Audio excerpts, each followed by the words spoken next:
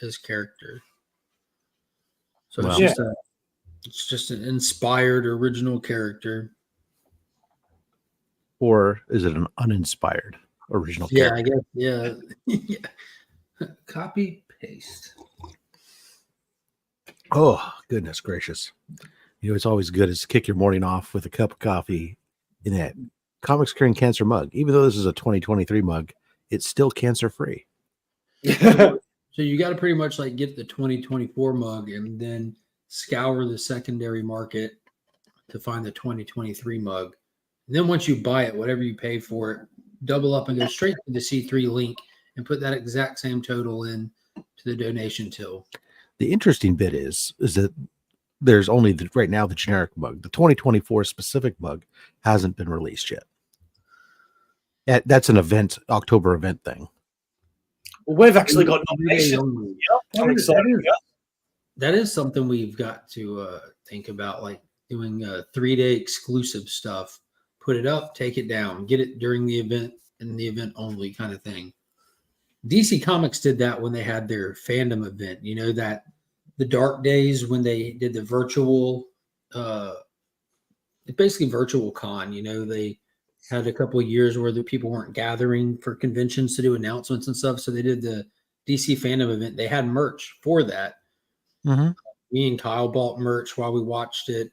When I met up with Paul Sector the other day to go comic shop crawl around Florida, he was actually wearing one of the shirts from the event and stuff. That kind of stuff's fun. It's like I was there, you know, when it happened. So I have the shirt to prove it. Mm-hmm. This is the first year Aussieverse has got some nominations, so I'm pretty excited about that. Even if we don't win anything, you know, it's still good to be noticed. You're talking about the Comic Book Community Awards. Awards. Okay, that's different than Comics Curing Cancer. Yeah. Sorry, it just got me thinking about that. So cancer has you thinking about yourself. Have you been diagnosed? Oh, that's not good. Not me. No. My father. Are you a Cancer? I am not. I'm a Taurus. Or are you a Cancer to this community? Well played.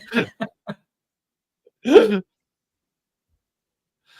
morning. Oh, good morning to Paul. Hello to Durs. He says, this is possibly the coolest set of pimps and legends I have ever seen. Legion, ABX, ABX, ABX, ABX. I didn't even know we were live yet. Oh, yeah. We went live promptly at 7:30 on the dot. Yeah, this show we have... Welcome to Legion of Comics, baby! Where we have Rob Fat Stacks and Mark here.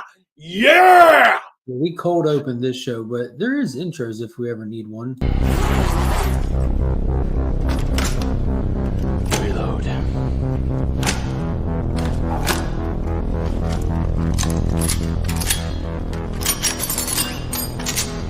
Ready? Yeah. You look ready. I love that scene so much. I was waiting for something more like blah at the end. Legion of Comics. No. This show is understated, but delivers as needed. Yeah, that movie's amazing. Have you seen that, Bo? Oh, yeah. I can't believe they never made a sequel. It's so I have actually not seen that version of Judge Dredd. Oh, dude. It is so good. Like that scene right there is like it seems like calm and chill, but that's like one of the let's fucking go moments of the movie because it's a callback to earlier, like when they're locked in like a building the size of a city block, like vertically, the amount of people in it. They're locked in it and they're having to work their way all the way to the top. And by the time the shit kicks off in the beginning of it, because that's a rookie with him, they're about to bust their first door down, knowing they're going into gunfire. And he looks at her and says, "Are you ready?" And she says, "Yeah." And he says, "You don't look ready." And she's like slightly shaking. She goes, "Just adrenaline. I got this." So by the end of the movie, before they enter the penthouse, he's like, "Are you ready?" She's like, "Fuck yeah." It's like, "You look ready." You're like, "Let's fucking go." But But judging by your beard, Rob, I'm assuming that you have seen the Sylvester Stallone. Yes. Yeah. Yeah. What did you think about that?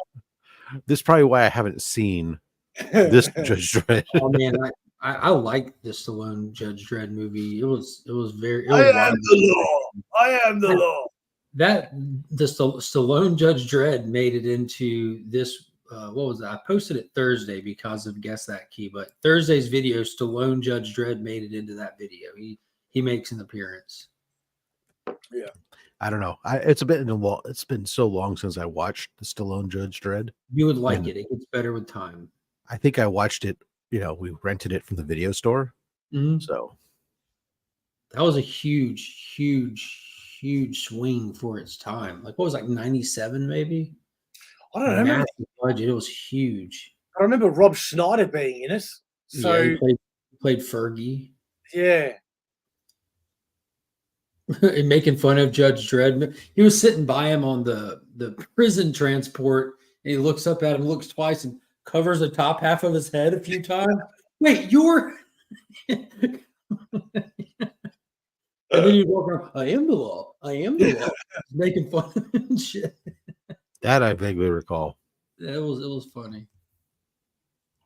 Reminds me of this video that I saw the other day about a guy that's one of those Batman 5-minute videos, and he's got a mole on his chin, and then Bruce Wayne comes out and he's got a mole on his chin, and he's like, "You're Batman," and he goes, "No, I'm not." He goes, "Yeah, you got the same mole on your chin." He goes, No, I don't. I don't know what you're talking about." It was fucking hilarious. I've been on this kick watching like 90s stuff and early 2000s stuff, kind of just seeing how much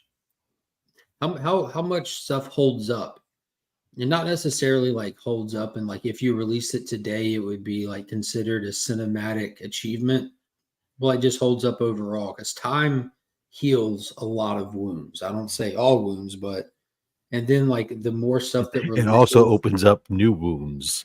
Yeah, but the more stuff that releases as time goes, like because I'm 36, so there's a lot of stuff that's already nostalgic to me, and it's like a common trope for people that are older to like stuff that's older as well. And hold it in high regard, and I'm already starting to see why. And it feels like for me, my experience has been the more stuff that comes out that is subpar for my taste or for my opinion on the quality and stuff, it just elevates the stuff that came before.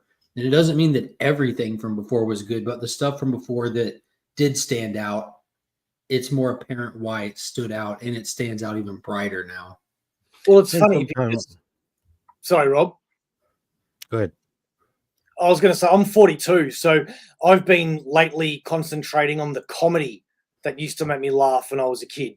And I think it's really funny how even though technology has vastly improved when it comes to the way we make sitcoms and things now, and Seinfeld, in my opinion, just changing the whole game, there are so many sitcoms prior to that to me, even though the quality visually isn't as good, it still holds up today. Shows like Perfect Strangers and Wonder Years, and things, I can watch those today and still laugh my head off. Taxi, Cheers, MASH. Yeah. I recently completed rewatching the entirety of MASH, and that's always been the best comedy sitcom of all time, I think. Yeah, I mean, granted, there are things that are cringe, especially elements that you see through a different lens today versus how they were then. But still that and All in the Family and stuff. But common sense should help you watch a show in its time and place as well, though. Yes, I mean you have to on certain things with that. It's just like recently, I also sat down and I rewatched American Pie, American Pie 2, American Wedding, American Reunion. Right? Oh, you did all of them? Did you go into the direct-to-video ones, Bandcamp, and all that? No. You start following Stifler's little brother, the one that. Yeah, I know that they do, but I just was rewatching this. Makes me cry. I'm not gonna lie, because I grew up through the era where that movie was for like my generation. I enjoy the movies, but it is one of those movies where it's like you have to separate, what's going on, how it, today's lens versus what was going on, but at the same time, still it was because it was what was the mentality at the time for a lot of us. It's just like, oh yeah, it's all about getting with this girl or that girl or whatever, and it was hilarious. And it's always fun to revisit the early days of the internet. See, I still think Perfect Strangers was absolutely fantastic because it was such physical comedy, and I can watch that as often as I want because it's so good, man. You don't get that in today's sitcoms anymore. You know, it's all about the writing, which isn't a bad thing. Writing's definitely important, but you don't really get the physical comedy anymore that you used to get. That's what I like about the Honeymooners. No, I'm just kidding. One of these days, Alice. Right to the moon. Again, talking about how to view things through a certain lens. Well, it's funny. It's funny you say that as well because there's another one that I've watched recently that is you would not be able to watch it today. It is the most racist show on television, but back in its day, it was hilarious, and it was I've gone blank. It was the Classroom, where you had like an Italian, a Greek, an Asian person, and all these different races.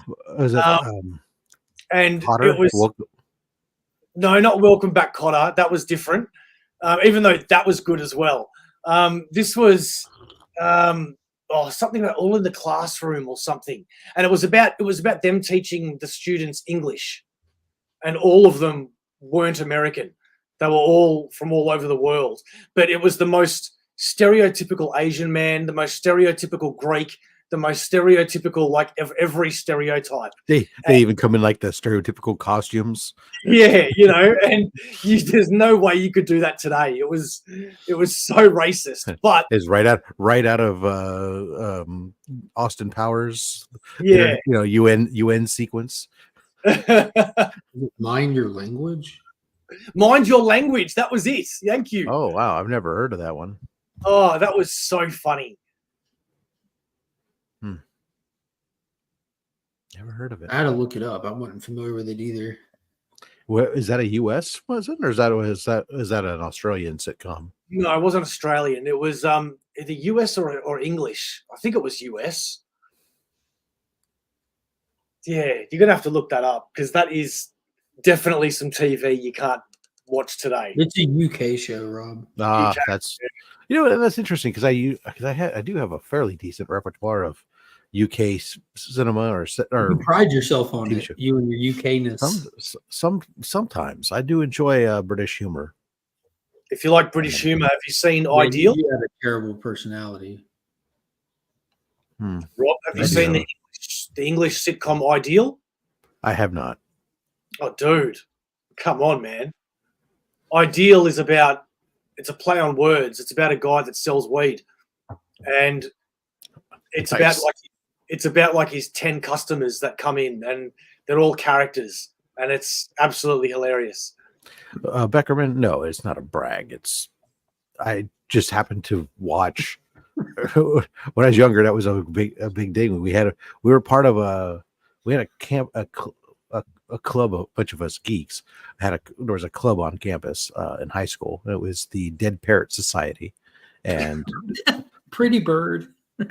and so we basically all the club is like on twice a week we had a classroom with a TV and stuff. We go in to eat our lunch, and on lunch we pop in VHS, and you either be watching Monty Python, you'd be watching Blake Seven, be watching Young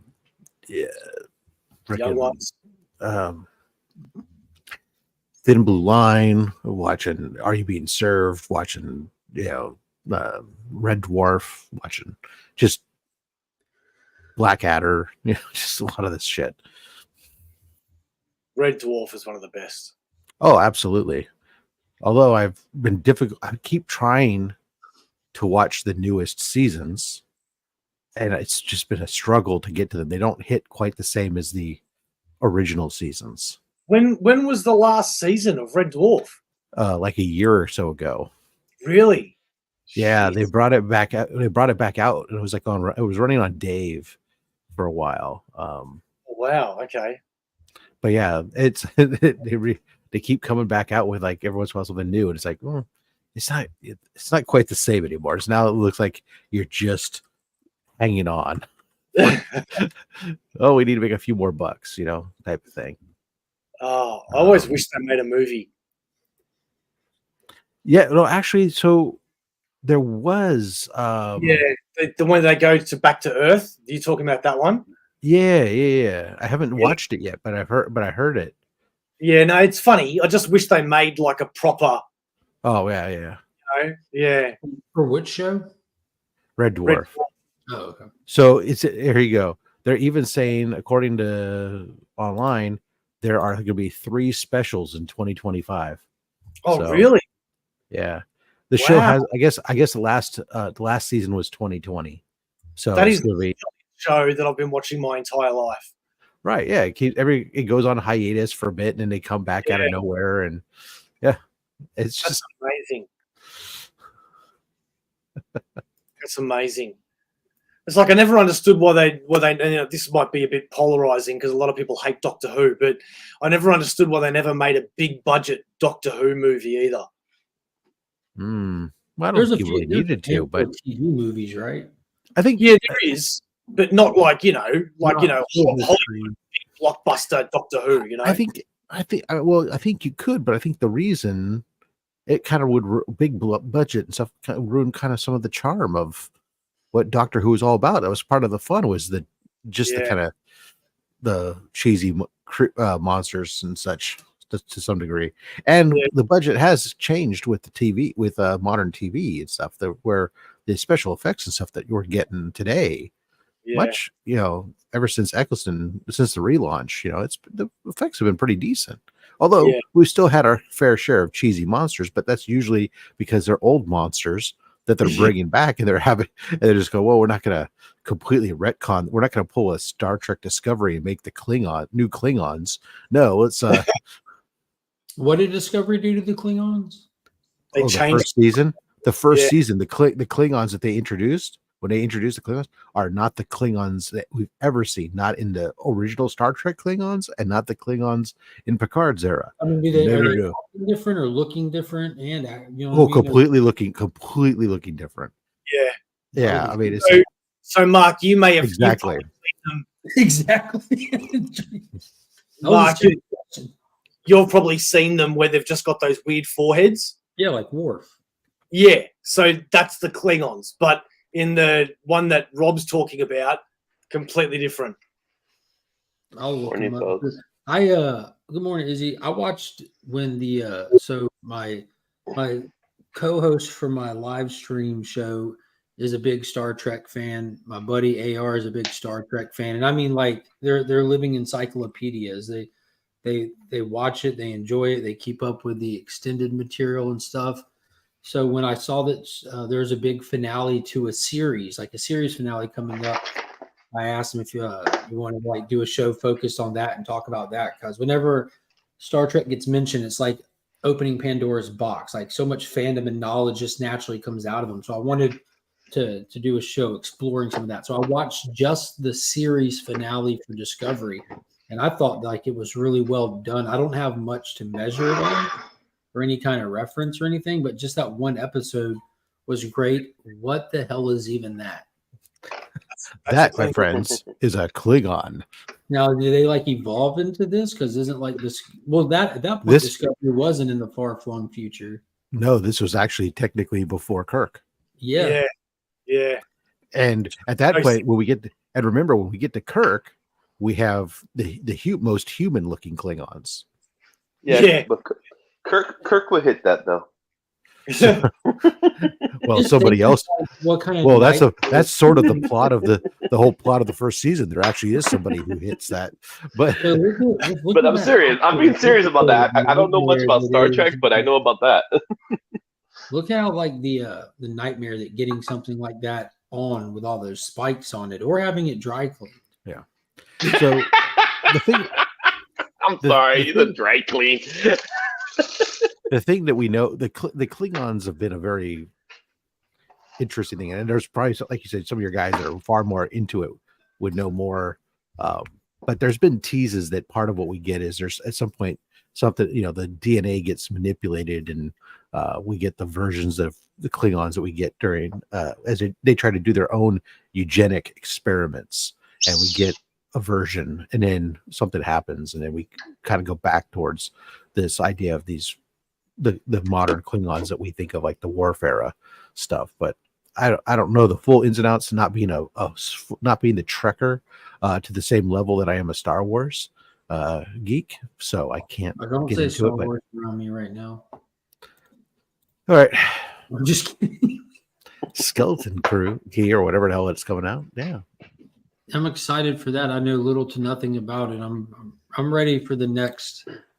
I'm ready for a new wave of material to something else. wash my hands of what we were just put through. Izzy, It was definitely. If you're going to be doing things that you don't want us to see, you could just join later.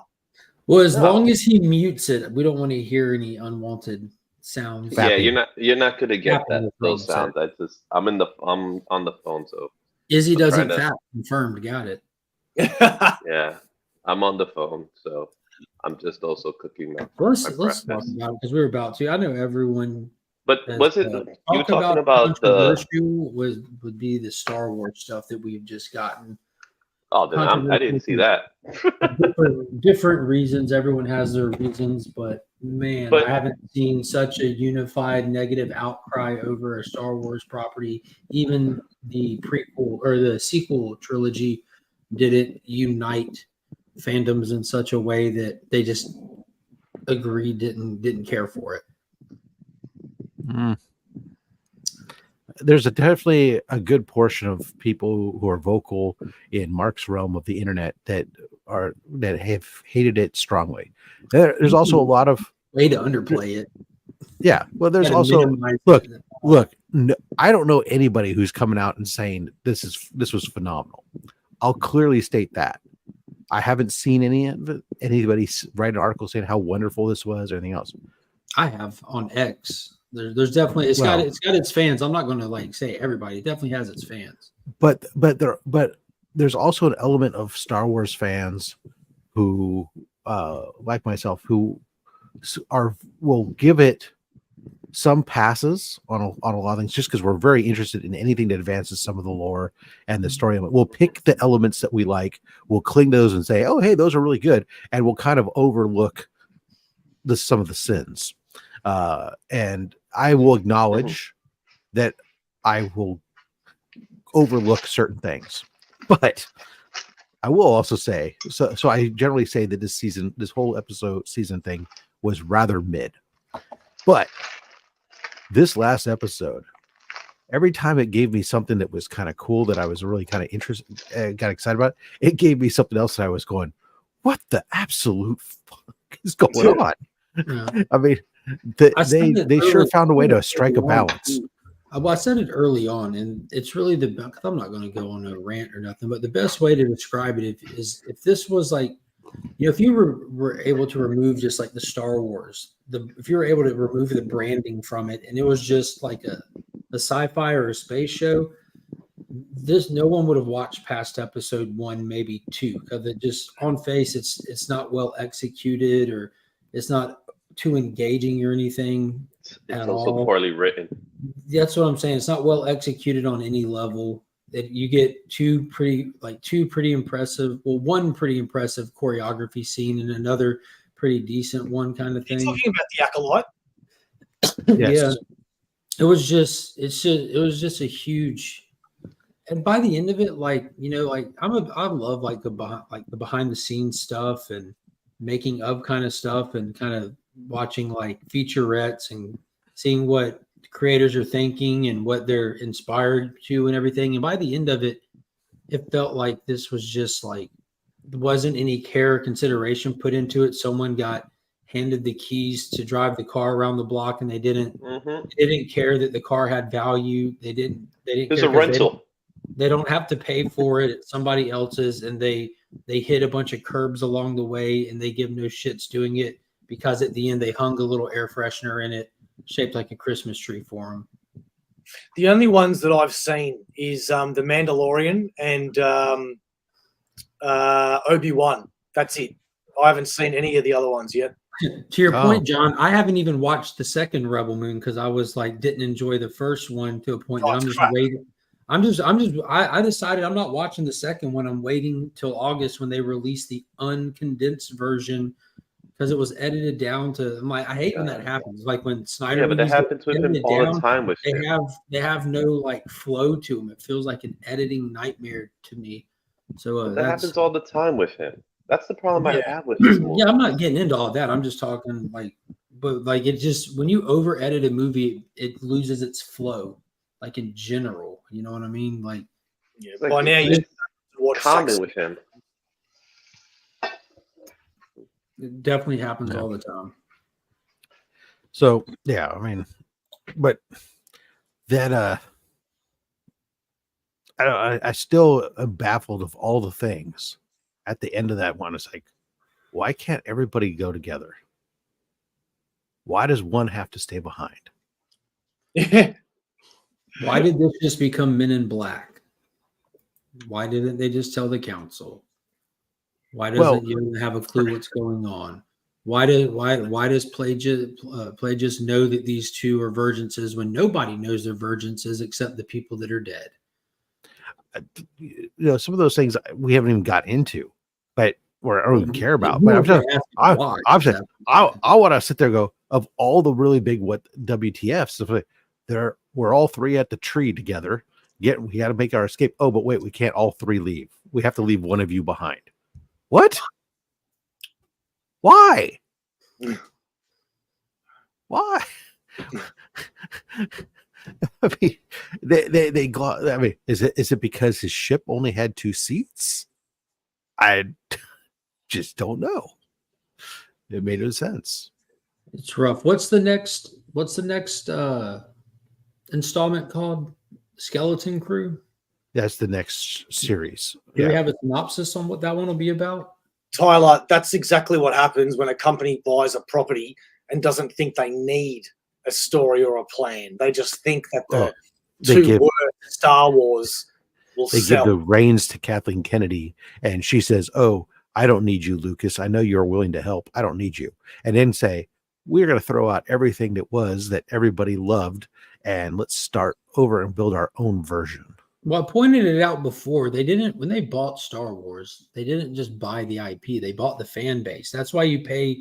Like if you buy a business from somebody, you're not just buying that brick and mortar. You're buying the built-in customers. That's why you have to pay like those prices. They bought like one of the biggest fan bases that exists, and then they immediately started proceeding without cause or consideration to the fan base, and that's where they went wrong. Also, you got to take to consider there was Lucas handpicked Kathleen Kennedy.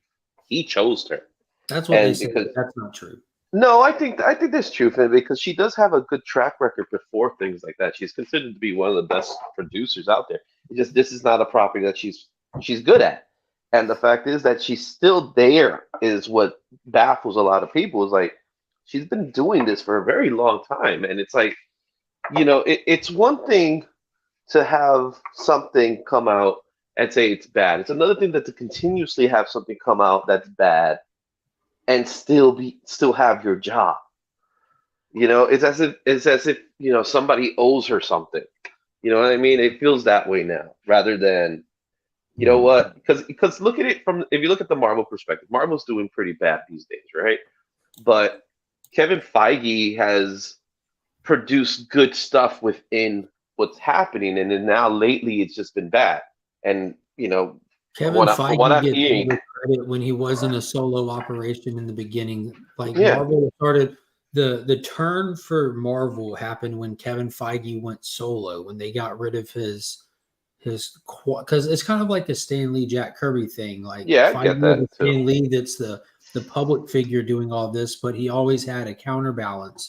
When they got rid of his counterbalance, he had nobody telling him no. Got more exposed. Well, you got nobody telling him no. Any idea he came up with, they ran with it. I'm thinking this, we're doing this. Instead of I'm thinking this, let's talk this, let's keep some of it, take some of yours, and then we'll go that route. There was just unrestricted. Right. So I have read now the official synopsis for hear Skeleton it. Crew, and I am less interested in this than I was 5 minutes ago. Star Wars Skeleton Crew follows the journey of 4 kids who make a mysterious discovery on their seemingly safe home planet, then get lost in a strange and dangerous galaxy. Finding their way home and meeting unlikely allies and enemies will be a greater adventure than they ever imagined. That sounds very hard. This takes place post Return of the Jedi in the Mandalorian age, and also stars Jude Law.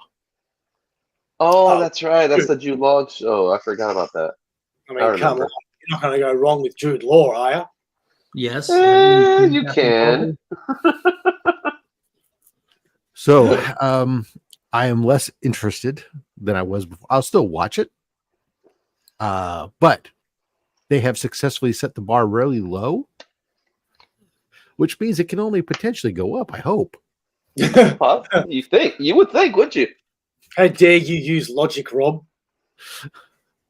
You would think, wouldn't you? Yeah, well, I didn't see who was producing this one. If this was a fight, if this was a Filoni or a David Filoni.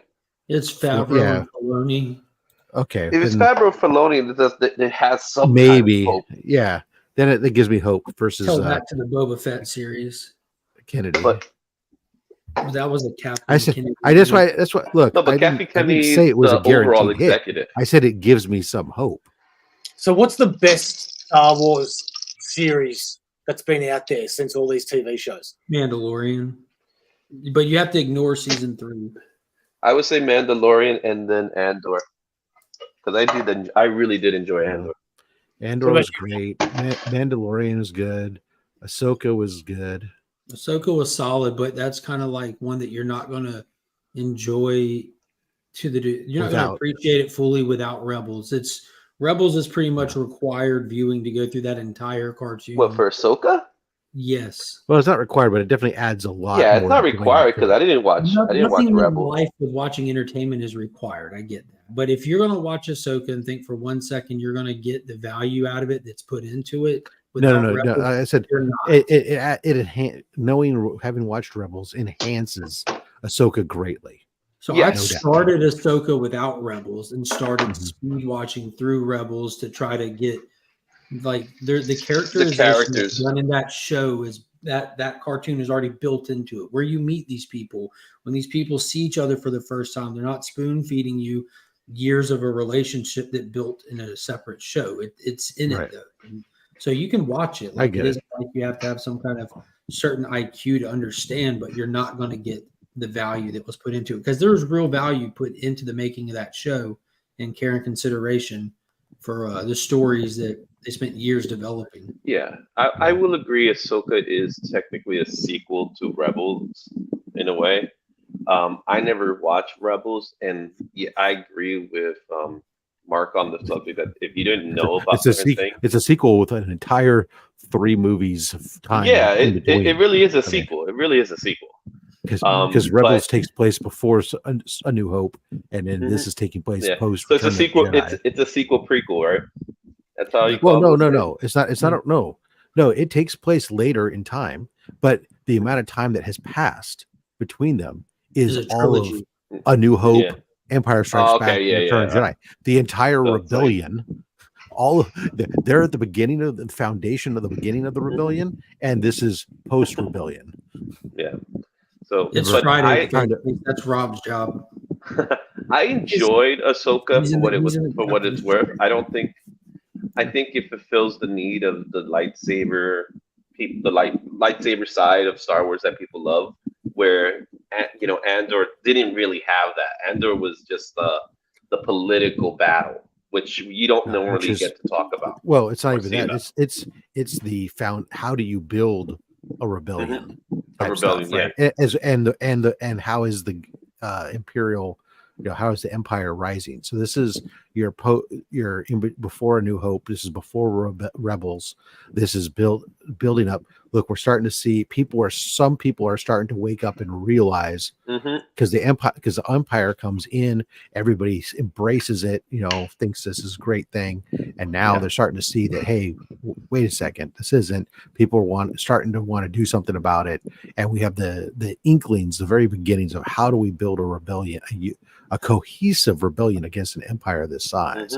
And that then feeds into what becomes the show Rebels, which is still Rebels, again, is showing the same element of this, where it's very compartmentalized individual cells that don't come together until the end of the series.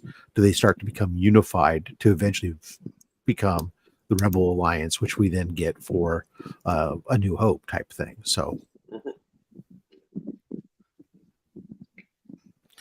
Richard Dreyfuss. Yeah, Still making breakfast.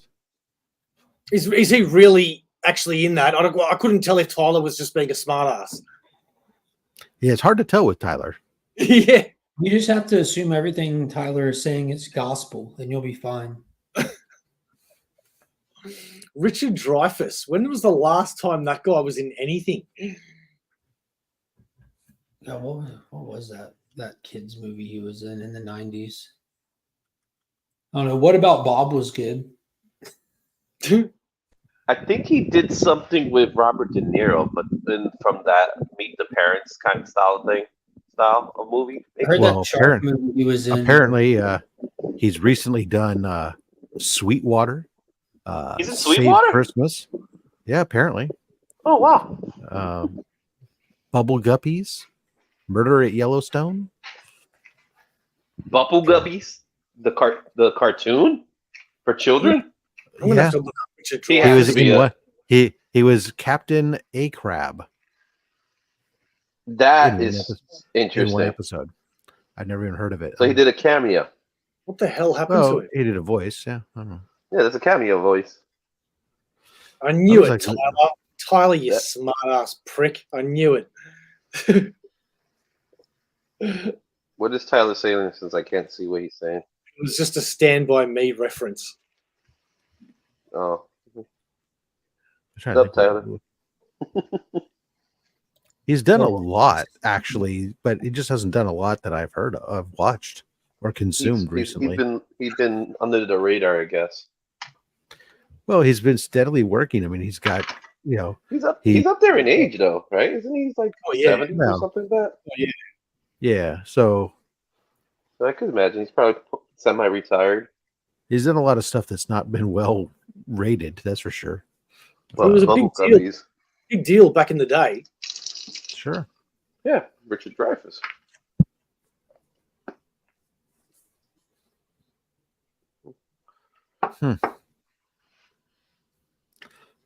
Oh, there you go. There's the last big movie I saw him in, Red. Red is awesome. Oh, yeah, he was the bad guy. One of them. Oh, wow. I don't remember that. Red is so good. But that's 14 years ago, so. Yeah, he was he was like the arms dealer guy. Yeah. That was one of the coolest fights when Carl Urban and Bruce Willis had the fight in the office. Yeah, that was a really good movie. That was fun. Red's a good movie. The Losers is a good movie. Losers is awesome. Apparently, he's gone on. He's opened his mouth a few times and shown his age, according to Brother John. Misogynistic and homophobic rants. Yeah, I heard something like that too.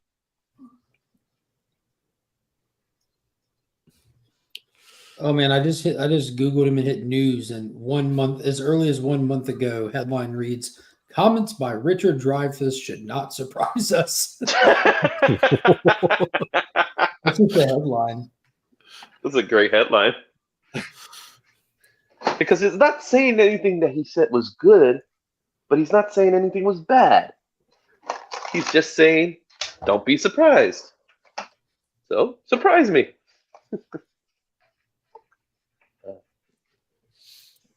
Morning, Ron. So, something I'm excited to hear, Mark's opinions. What's your thoughts on All In? And not the wrestling event. Oh, I thought you were talking wrestling. I was about to give my opinions. Do you have opinions? Of course, I love the wrestling. Oh, Oh. nice. I'm a Didn't big know wrestling. you were. So you're Didn't know excited you were for a fan the of the actual? wrestling. Are you a fan of the actual All In that's coming? Are you talking about the wrestling or the DC event? They're both coming though. So it's Christmas.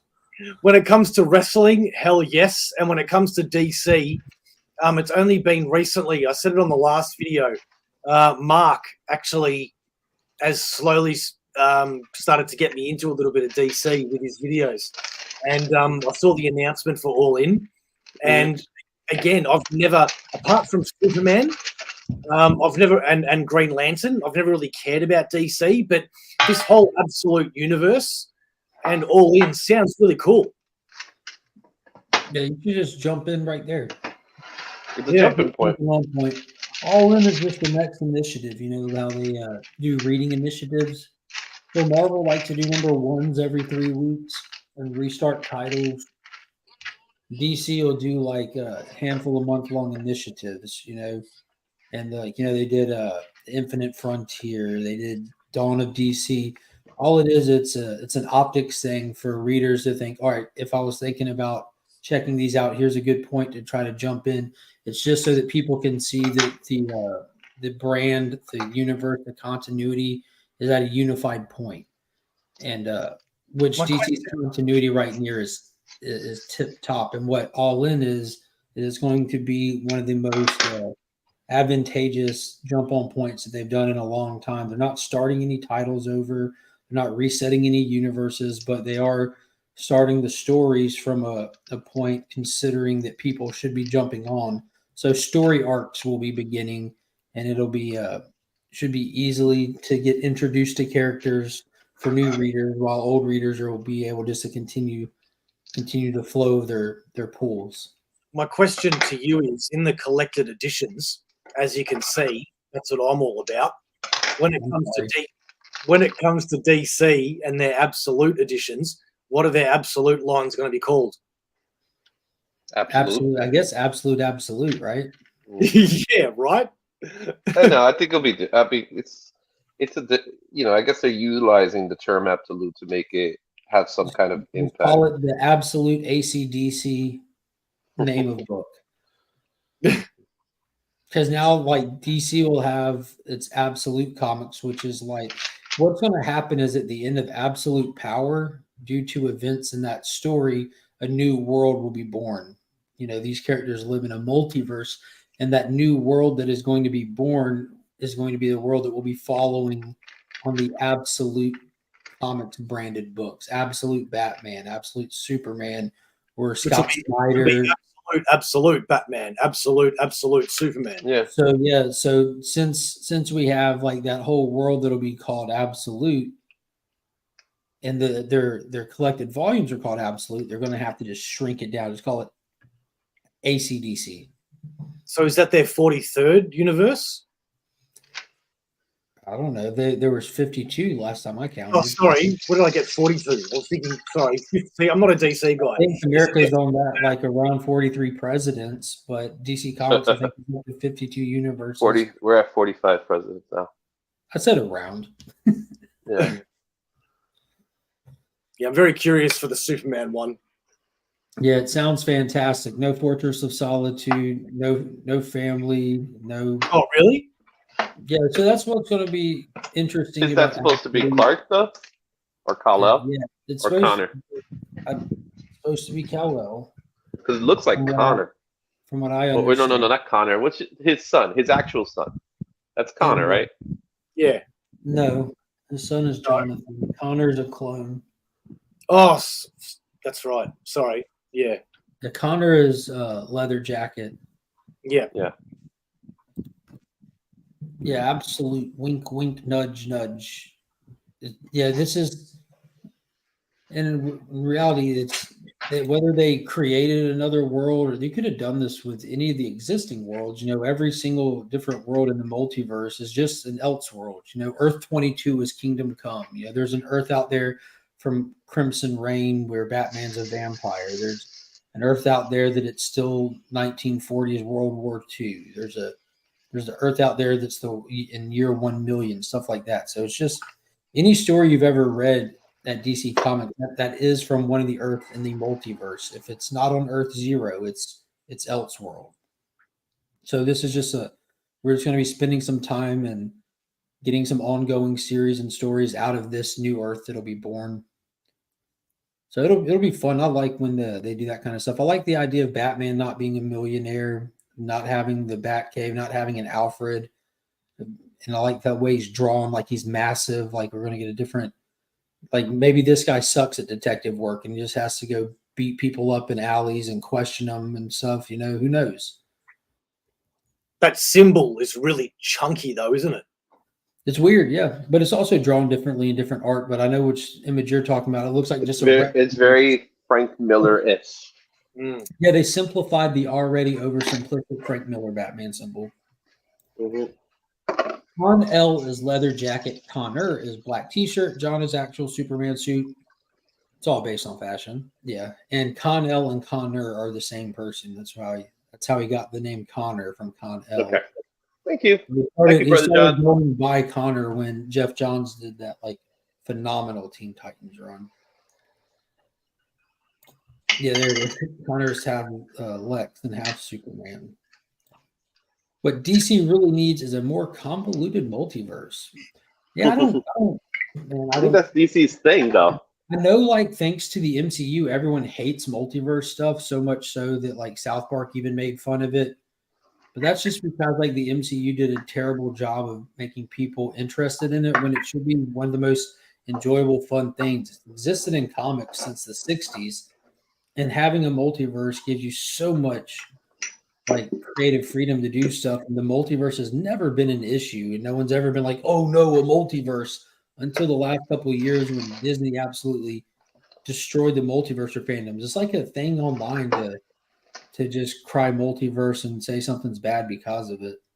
All the multiverse was DC. It's a DC thing more than anything, but all it was just an opportunity to change characters to feel different, like to create, Earth 3 where they're villains, and just see a different perspective. It wasn't it wasn't even. But it was a continuity device before that. Yeah. At one point, it was a continuity device, but it was also a way to merge Silver and Silver and Gold too. Your Golden Age characters into a shared storyline with your current stuff. You had the Silver Age started, and you got Barry Allen and Hal Jordan, and you had Superman interacting with them. But Superman's interacting with these people. How do we bring this all together? Well, we do Justice League 21 and we let the Heroes of Earth discover the Heroes of Earth 2, the Golden Age characters. I think the problem with the multiverse concept today that people don't like is that it's just a cheap attempt of changing something, where then was more of a story. It was a story element. So DC was original multiverse, but they killed it with Crisis. Yeah, Crisis, they used that just to, again, clean up continuity. I think they killed it in 0 hour. It down to just Earth 1 at the time, but it immediately bounced right back. It was never going anywhere. I don't want to say immediately. They did 0 hour not long after that, and that. Yeah, 0 hour was not well received. Maybe at the time. I went back and read it a few months ago, and it wasn't bad at all.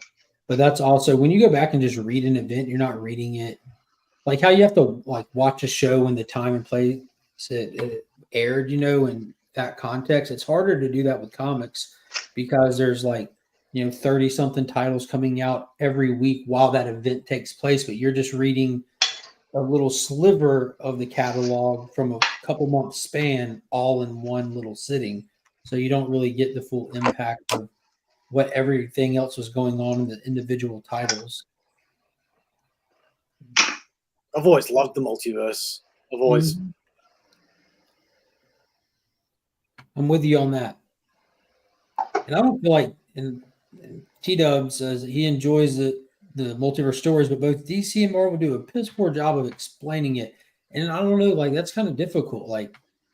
How often and to what degree are you required to explain it?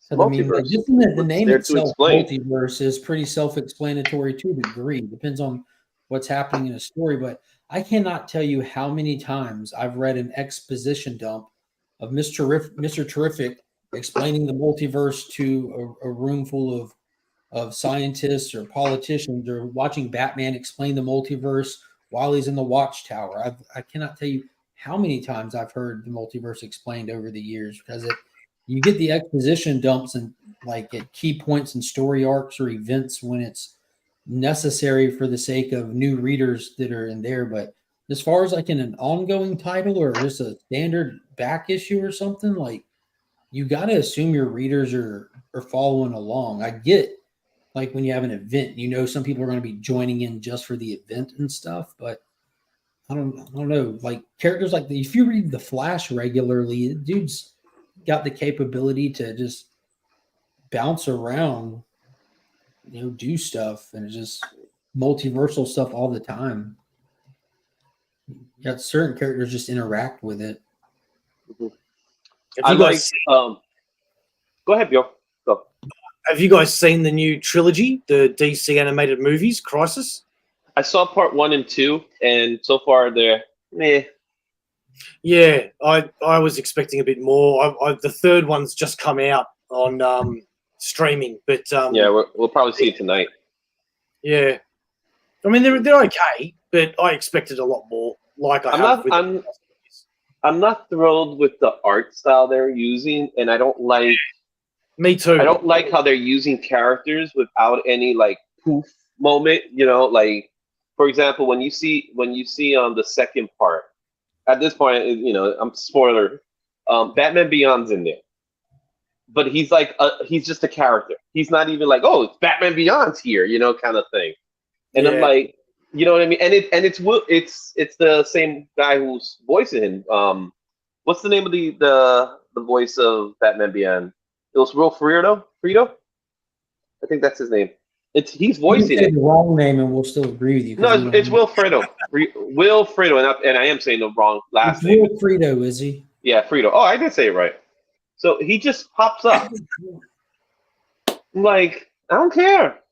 Like, I want to care that Batman Beyond's here, but no one's making a big deal about it. That kind of stuff, and that's what I didn't like about it. I want to see moments where people show up, like walk into a scene, and the third part has something similar to that too.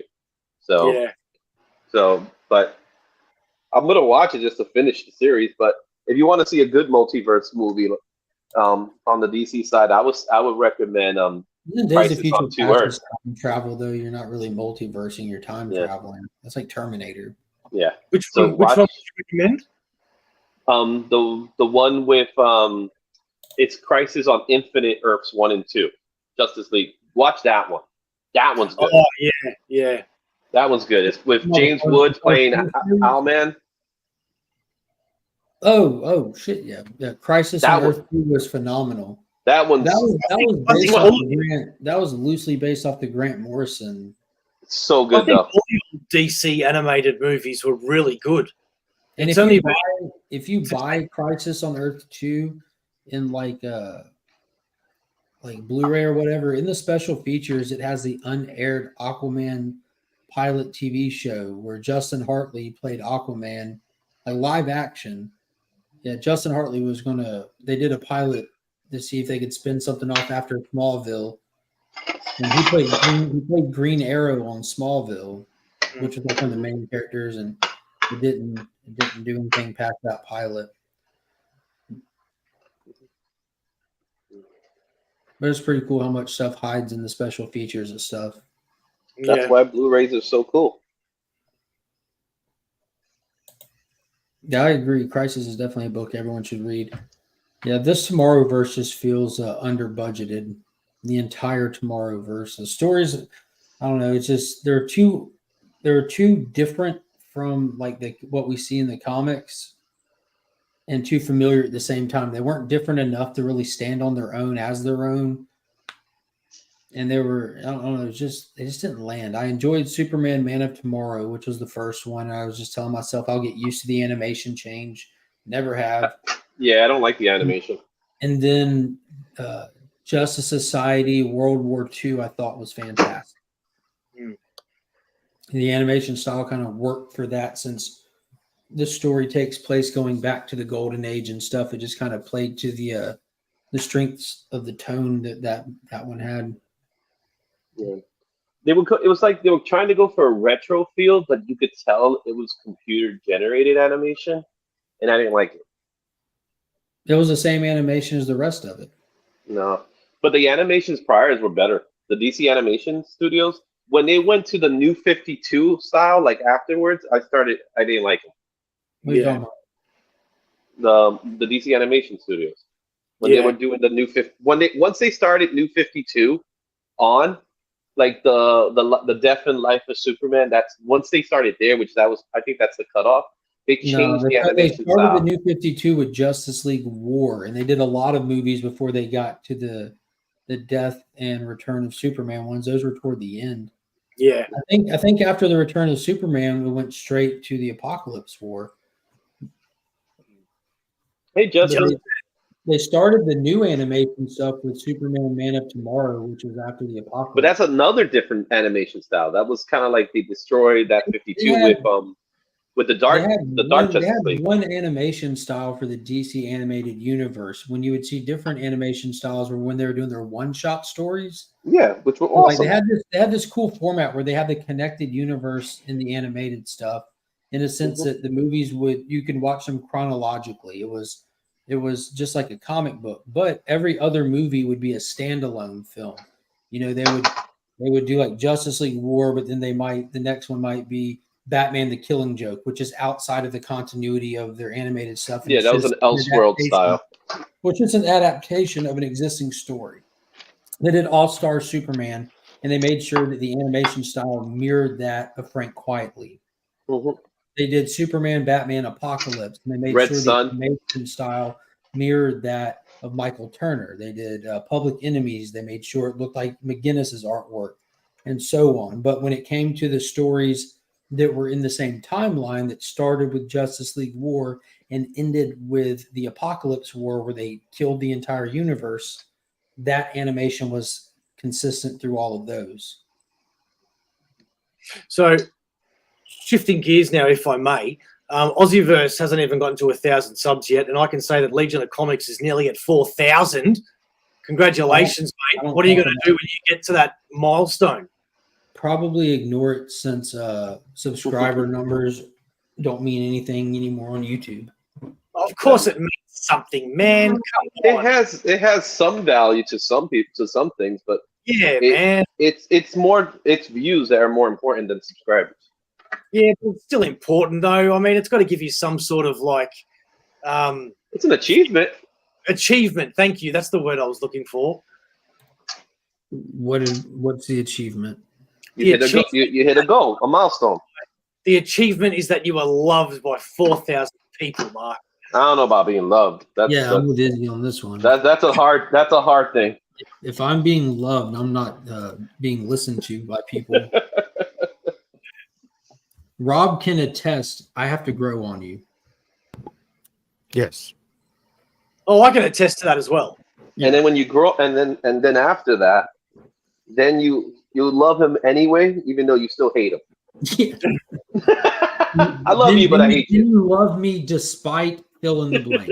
You're like that kid that everybody. That's me. He's I like that love kid Mark, everybody loves, despite the fact that I have to get up at 4:30 in the morning for the show. Yeah. Well, that's your choice, though. You got to keep that in mind. It is, but that's where the love comes in, is he? Yeah, Yes, because, that is where the because love- otherwise, Mark said that I can't be his friend. But I agreed to let him have the captain chair while he's here. We all give a big warm welcome to the second most famous JBL in the world. How are you going, Justin? I don't think I'm the second. I'm probably like the 15th. Number 2 in the world, but number 1 in our hearts. Oh, that works. Yeah, because number 15 in your program, number 1 in your heart. Yeah, because there's JBL the wrestler, there's JBL the electronics company. Yeah. Well, I was talking about the wrestler being number 1. I don't know any And others. trust me, do you really want to be compared to JBL the wrestler? Yeah, I'll take that comparison. Justin looks just like JBL. What are you talking about? Yeah, probably the same height. They had same physique. He's probably taller. He may be a little bit taller. What's your height again, Justin? I'm 6 foot. Oh yeah, he's definitely taller. He's definitely taller. But you are a letterer. Yeah. You are a letterer god amongst other letterers. I wouldn't go that far. But Come on. I bet you Nominated for multiple Ringo Awards. Come on, man. Nominations. Multiple nominations. That's right. But that's what matters, the nominations. That year over year, someone cares about you. Year over year. They care enough to say, let's give him some kind of love. Yeah. That's what nominees say. Yeah. Yeah.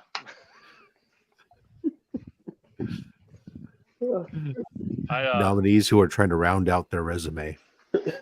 Yeah. Well, that's good on a resume, though. No, I'd rather. You know what looks better? Yeah. You know what looks better? You know what looks better? Is a winner. I could just see an interview. So it says here you've been nominated 10 times. And why haven't you won? And how does that sound compared to winner, a five-time Ringo Award winner? You see? Mm-hmm. I'd rather have the 5 wins than 10 nominations. I would rather just sit in the lobby and drink beer than go to the banquet. Did they announce the nominations yet, Justin? No, I don't think so. Okay, that's what I was wondering. The truth is, Justin would actually trade it all for a dump truck backed up to his doorstep full of money. Oh, I think most of us would. For sure. But wait, you're saying would I rather I get to choose between the win or a dump truck of money? That's what the choices are? Oh, sure. Sure, why not? Well, to tell you the truth, go ahead. What bills is the dump truck filled? U.S. currency. No, like hundreds or ones. It really doesn't matter, but sure, let's go with not hundreds because let's not go with hundreds because hundreds could be a lot of counterfeit. Let's go with neatly stacked 50s. I'll take the dump truck. You know why I take the dump truck? Because I can use that money to buy an award. You gotta buy your way in, you lobbyist. I mean, a win's a win, isn't it? Buying a win. Let's see here. How did you become a letterer? You went to lettering school. How did I become a letterer? He wrote a letter and he said, "Wow, this penmanship's amazing." I hated my 9-to-5 office job, so I said, "I want to make comics." So I did. What? And you couldn't draw, so you said he couldn't write. He couldn't draw. But I know how to copy and paste. Yep, I can work these 2 fingers to go Control V, Control C. Until JB's nominated for a McCartney Award, I just don't care. Oh, I don't even know. That's JBL. Thank you. What's a McCartney Award? I don't know. It Something must be something in. I'm sure it's something Pokemon. Just because of the source that was saying. Source material. Yeah, exactly. And what's the joke we're chasing? Yeah, that was about not inkers, not letterers. Couldn't even be an editor. As much gold as you want to carry. Yeah. Man, I should have been an editor. You still can be. Yeah, I think I'm past that point. Mm-hmm. Nice. Sorry, good morning there to you, Blue Hellion. Or good night, depending on what part of the world you're from. He's in the U.S. I am not. That we knew. Did you have to create your own font in typography 101 in college? That would be great. That would be fun. Not in college. Although they should have tried. They should have made us make our own fonts, or at least learn how to. But they that would be not. Great. Yeah, I'd love to see the birch. Cool. Are you using Aptos? No. I switched the default on all my Microsoft programs to use the birch. It'd be the Birch New Roman, wouldn't it? No, I probably. So Oh, let's see. there Here. you go. There, Oh, Ringo, McCartney. Yeah, all right. I think I'd rather have You know what? Harrison. You know, I will say that was pretty clever, but it's early in the morning, so Tyler, if you've got to explain your jokes, mate.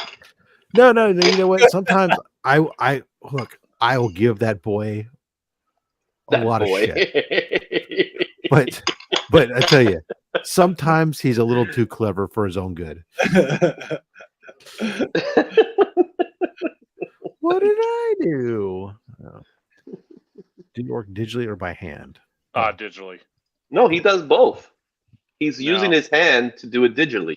Yeah, he does digitally by hand. That's why he has to wear the glove. Yeah, that's why I wear gloves, so it mirror my screen. No, don't go, Tyler. We love you, mate. Yeah, it's just that it's early in the morning for me. Even if you do suck. Tyler, you're welcome to leave. I don't like this mode.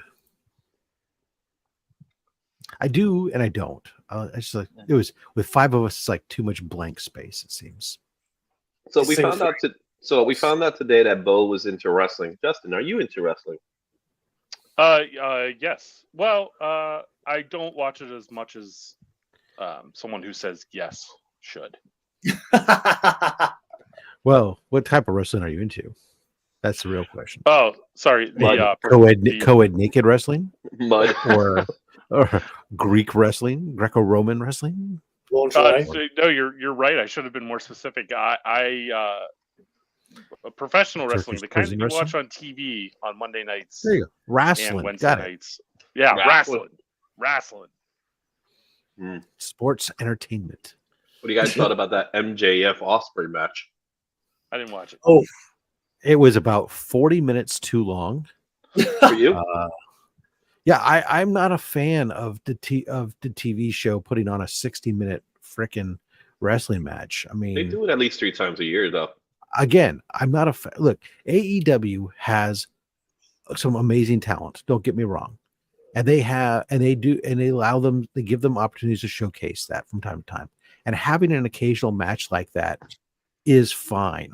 But I mean, television matches. 20 minutes is a long time for a television match normally, let alone going in an hour. How much talent, given that the week before they only put on like 3 or 4 wrestling matches. This week they only really put on like 3 or 4 matches. How much talent is not being used or not being able given a chance because you're taking your top guys and putting them in these pay-per-view quality matches and taking up all the TV time. It's like, your TV matches should be so. That's what the house. But this was an anniversary. This was an anniversary episode too. So you got to keep that in mind. But here's the other thing. Wait, here's another thing. Maybe a good alternative is make it a 3-hour show. No. For that day only, like special 3-hour show. Even still, they've done things like that before. What did they do in 1 hour that they couldn't have done in 20 minutes or 25 minutes? And that's only special talent that could do that. But the whole idea of the TV stuff, for the most part, is to tease your premium live events or your pay-per-views or whatever else. AEW doesn't seem to understand that. They give the stuff away all the time, which then makes you go, why do I need to bother to watch the pay-per-views? Because it turns out that the pay-per-views oftentimes don't live up to the same quality of the shit they put on fucking TV. I mean, but even still, for me, like, maybe I've been ruined by WWE. Okay, I just go like, I don't care to watch a match that's that long. It becomes boring to me, and then I go, then I want to go, where's the story? Okay, the story is lost in it. I mean, it's just, I don't know. I think it's different about the story aspect, though.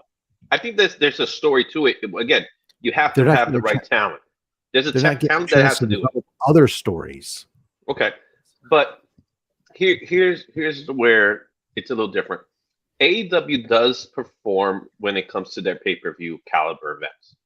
They usually perform at top level. They go long, but they perform. Where the WCW approach was exactly what you're saying. Give me the match in TV, and then when they get to the pay-per-view, it's disqualification, countdown, all that kind of crap, right? Which is a little bit ridiculous. I mean, it is. It was, and that's what's part of the problem. I think there's a happy balance between WWE world today where there's constant run-ins or non-finishes. The amount of non-finishes that occur in WWE is overboard. But you expect the non-finish in WWE. You expect you really do, which means why are you watching the match? Because no one's going to win. You know. At the same time, I just honestly think that it's fine to have an occasional match like this potentially. So hang on. Are you not acknowledging Roman Reigns then, Rob?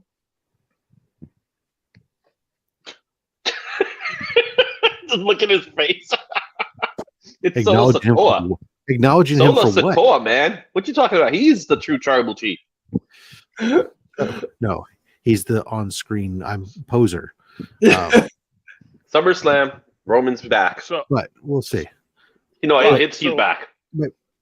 So are you against? Well, against isn't the right word, but hour-long matches in general, or just ones that appear on 2-hour television shows? I'm actually more against. I mean, an hour-long match on a 2-hour show where you're dedicating that much to time, to just two guys, while everyone else, that's kind of sad. But it's more of just AEW in general. Their matches. Every match has to for some reason with them has to be this 50-50 slugfest that goes on for 20-something minutes or something, and it's too much. I think they should be utilizing some of the, understand that there's concepts where you can use a 5-minute match or something here and there to get more talent on, get a chance to build up some more stuff. I just get bored with it. I mean, I can't watch AEW without falling asleep every single time. I have to go back and rewatch an episode 2 and 3 times to get through it.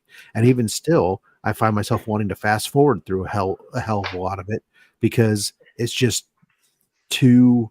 I mean, I get it. MJF and Will Ospreay, they're great talents and they can do a lot of stuff. But I mean, it's just, let's just move from one spot to the next spot for an hour. And it's like, well, look forward to next week because Blood and Guts is next week. I don't know. I just think that they could change up their pacing some and mix it up. But I might be wrong. But then again, they can't, since even their fans don't show up to their arena. It's been bad. I've been to the arena. It's bad. It's so look. It's bad when the talent keeps turning their back to the camera. In order to, because they're tired of talking to nobody. I mean, even Jericho, they set up all these displays behind him this week.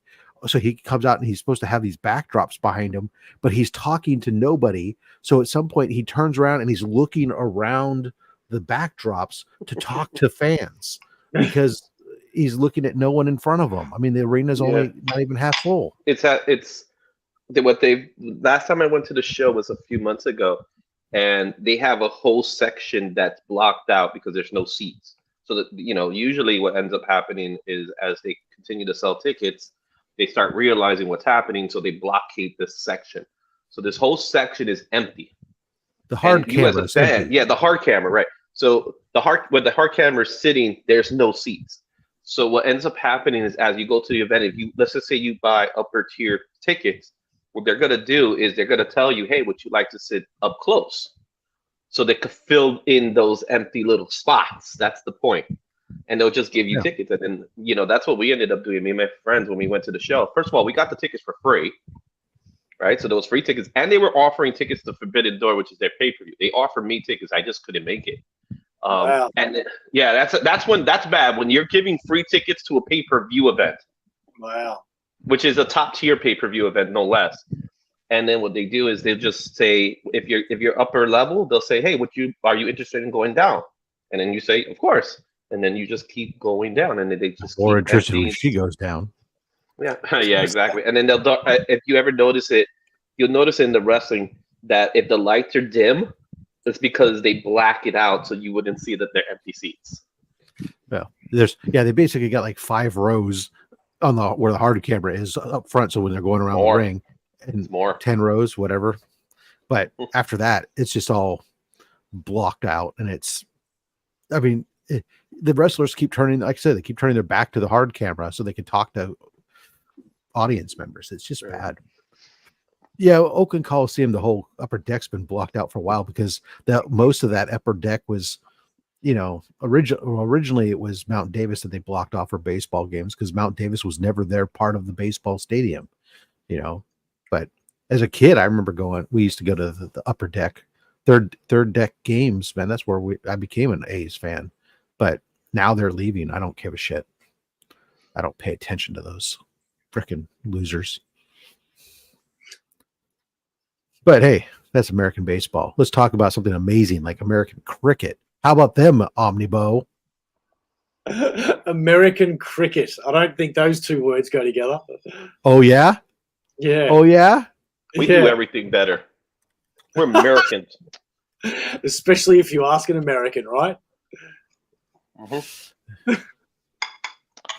I think I would just like to understand the rules of cricket. I think I should start there. So would I, mate. So would I. It's so boring to me. I am not one of those Aussies that loves cricket. I'll tell you right now. It's way too long, way too convoluted, and all the terms sound like sexual positions.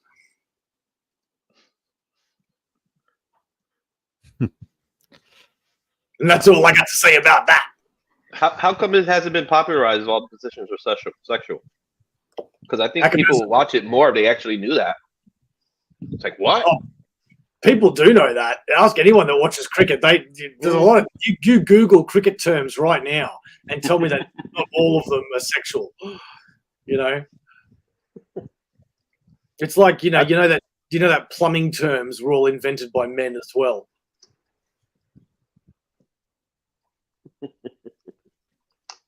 You don't know what I'm talking about? Go to Google right now. Okay, so you got to cross the line. You got to action. All out. I'm looking at the terms, by the way. Arm ball. I should just watch like a YouTube video on cricket. I bet you that would help me understand it. Oh, I like this one. Back foot contact. Oh, what was that one? Back foot contact. That sounds like a good one. That's if you're interested.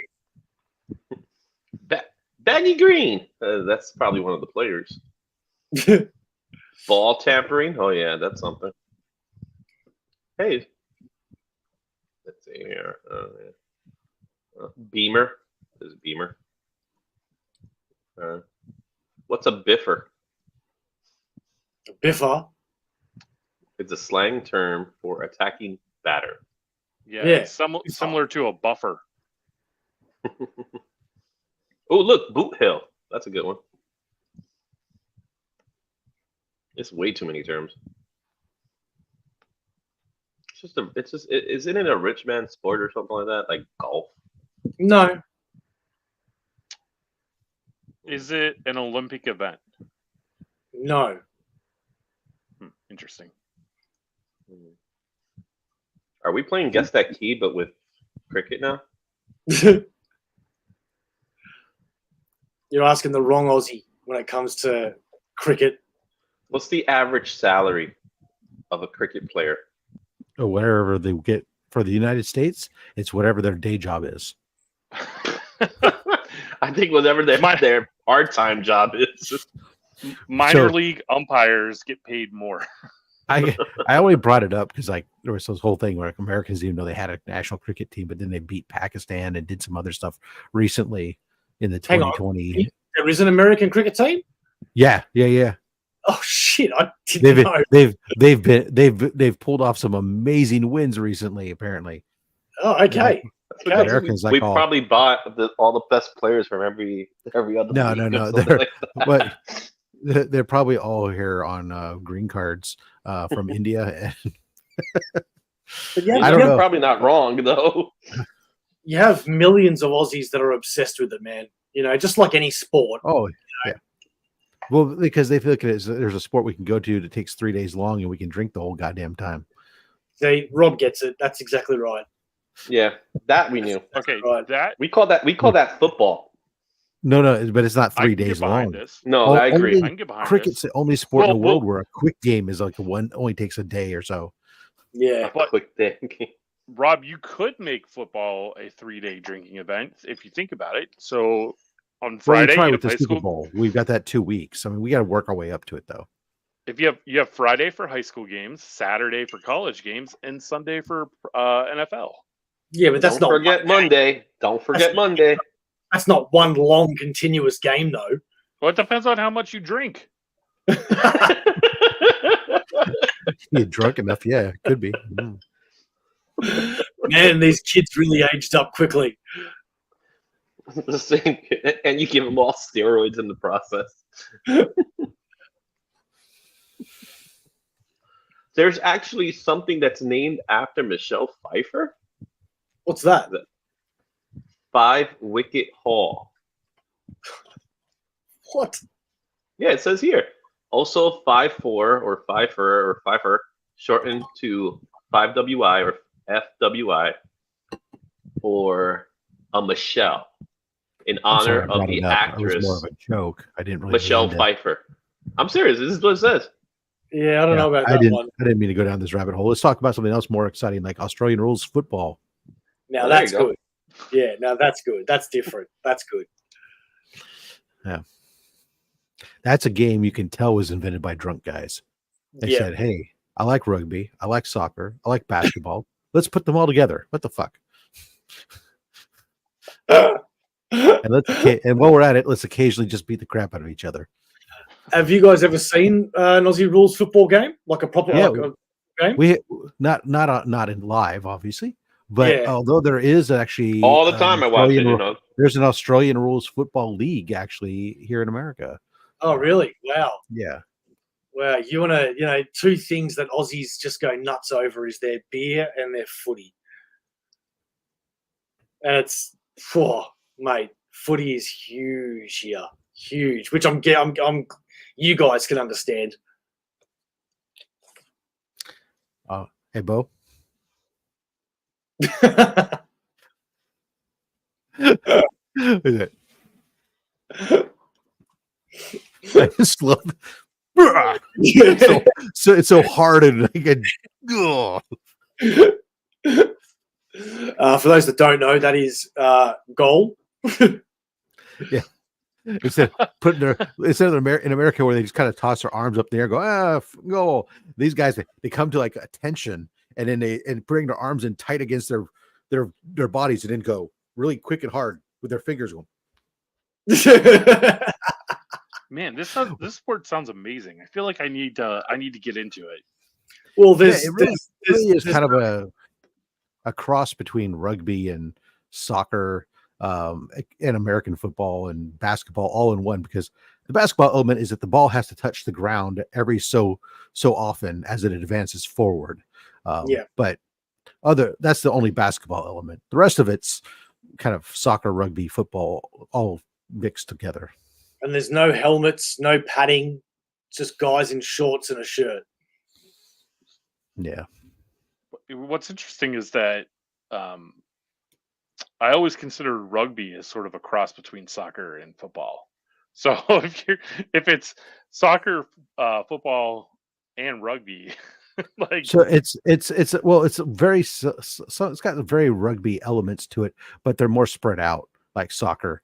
They don't not as many scrums. Gotcha.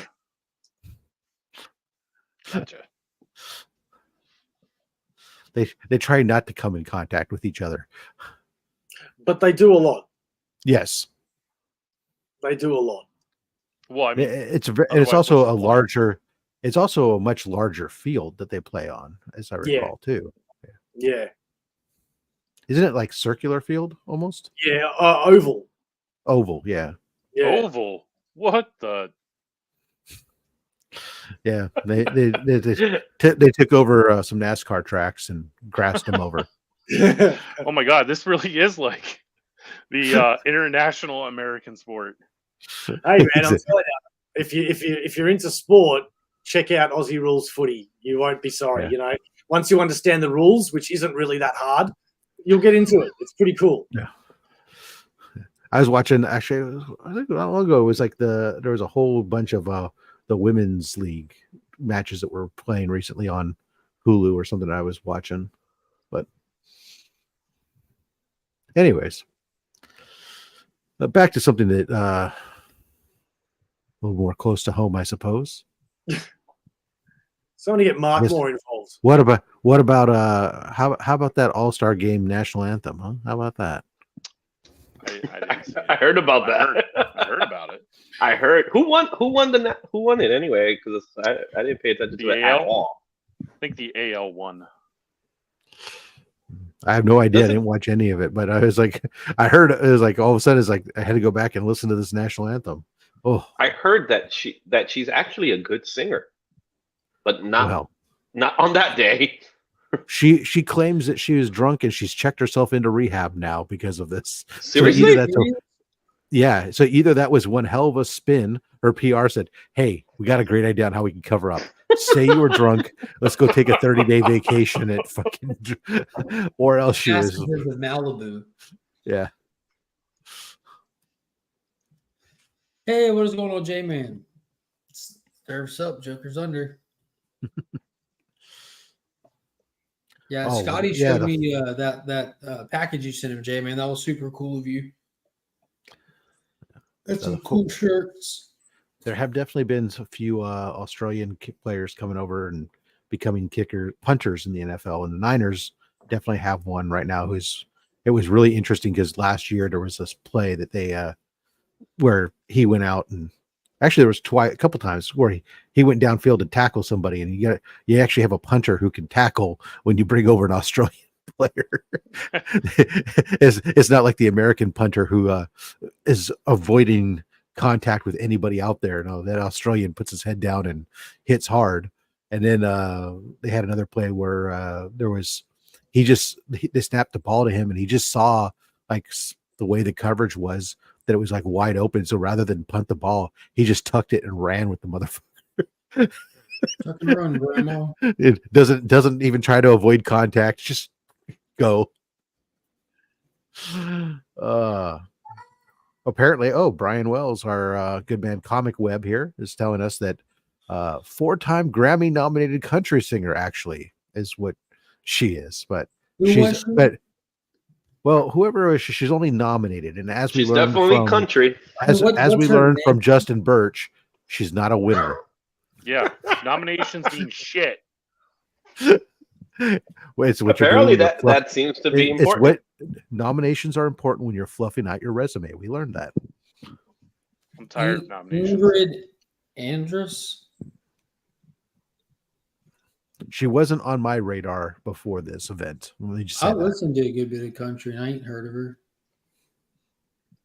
That sounds like a good name for an album. I listened to a fair bit of national country. anthems, and I She have. wasn't on my radar since this event. There's a good chance that I've heard her songs played here and there or something, just not knowing her name. I don't keep up with a lot of the, you know what I mean? It ain't like I hear a song like, what's that fucker's name? I don't really do that. That's another good name for an album. What What's fucker? that Sure. fucker's name? That fucker's name. I think that exists already. That's a good name for an auto insurance company. That is true. Actually, I think what that fucker's name is more of a maybe a rap song.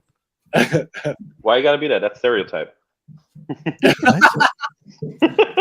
We've covered stereotypes earlier in the stream, Izzy. Yeah, so I've heard. Bo got it out of the way for us. What was the name of that show? The Languages or whatever? Oh my god, I keep forgetting it. Is that forgetful? You're the one that found it. So Yeah, there was yeah. also a show. I put it in the chat, but there was a show that you guys mentioned about the Mind Your school Language. show. Mind your But then language. we had a show like that too. Wasn't that Head of the Class? Head of the class. That sounds familiar. Howard Hessman was it? He was the teacher, and it had this girl was in that show. Mike Oh, this Tyson's ex. He was Mike just, he Tyson's was ex. just a college kid. Yeah, had the nerd, had the variety. We Oh had my the god! nerd- Wait a it- second. Ducky was in that shit. It looks like. Oh wait, no, maybe not. Ducky. Never mind. Hey, Rob, have you seen the movie The Convert yet? The Convert does not sound familiar. Thought it'd be a movie you'd be into. I want to see it. Are there boobs in it? If there's boobs in it, Rob's into it. Probably. Bye, bye. Oh, this is a recent Very Guy clear. Ritchie, Guy Ritchie film. What is this? Bye, bye, Miss American Pie.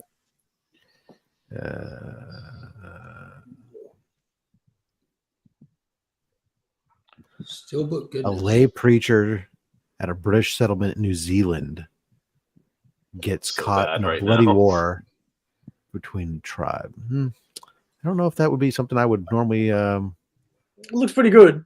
Watch the trailer. I will say that. Yeah, it's probably wouldn't have jumped out at me as going, I gotta watch this. Although I try, it's really difficult sometimes watching movies now as I get older, because I tend to prefer to watch the inside of my eyelids. Yeah. Yesterday, like 2 days ago, I sat down. I haven't watched anything on Amazon Prime in a while. Let me see what's over there. Found a movie I hadn't seen yet, but I had heard about that I wanted to see. Put it on. What was And it? I recall the opening credits were going. You know, where they have to in America we require you to show certain credits in the first few minutes of the movie. And that's all I remember. What was the movie?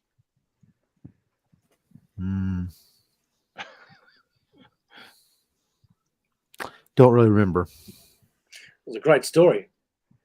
I know it was about a guy being sent into space to travel a long distance with some AI Hang on. cyborg or something. No, hang on, because I literally just watched a movie last night on Amazon about a guy and a girl in the future, and they get told that one of them's got to travel into space, and the one that's traveling into space is going to be replaced with an AI for the wife. Is that the one you're talking about? Well, I don't know about the wife, but I mean, he's going into space. He wants to be he's kind of like a loner, but they said, "Oh, we're going to put you with a partner on the trip, and it's going to be the cyborg, but you get to help design the cyborg, what she looks like, and everything, and her personality and stuff." Like, that's not going to end like up being weird science. Oh yeah, it's Terminator. So, is it a newer movie, Rob? It's semi-recent. Amazon either have incredible stuff or the most B-grade movies. It's incredible. There's no middle ground. That's Netflix too. Netflix has some good middle ground movie. Yeah, I think Netflix does. I would consider all the Netflix originals middle ground movie because it's like a modern day version of direct to video. Yeah, they don't come out in theaters. It's called productions. It was called AI Rising, I think. The one that I saw the other day, that was just AI Rising. It's a 2018 film. I'm looking at this, Rob. I'm going to skip it. It looks terrible. Well, yeah. I look. I like dumb and crazy sci-fi shit. I like big butts and I cannot laugh. I'm not saying that it was like fucking a great movie. I just said I fell asleep. What can I say? But were you lying down when you watched it? No, I was in my recliner. Right? Well, that's considered lying down. I can't watch a movie lying down or in a recliner. I fall asleep no matter how good it is. If it captures my interest, then no, because I'm engaged, and if my brain is engaged, I stay awake. But if my brain is not engaged, I fall asleep. It's probably why I fall asleep so much watching wrestling. It just doesn't get engaged. My brain's been too many times engaged in my life that I've learned by now not to go down that road. I get where you're going with that. That joke fell on deaf ears, I tell you. Although I only did it once. Anywho, speaking of not engaging, how are you doing there, JB? Mm-hmm. I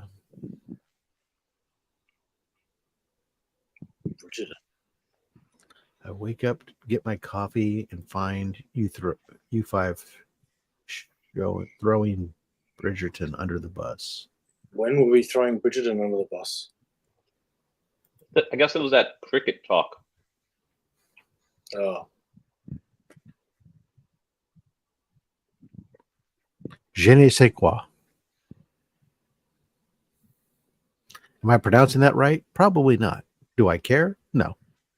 Sounded right to me. Hey, welcome to my world. Everything you say doesn't sound pronounced correctly, Izzy, but that's okay. Yeah, just me. What's up, House of X? Middle of the road production.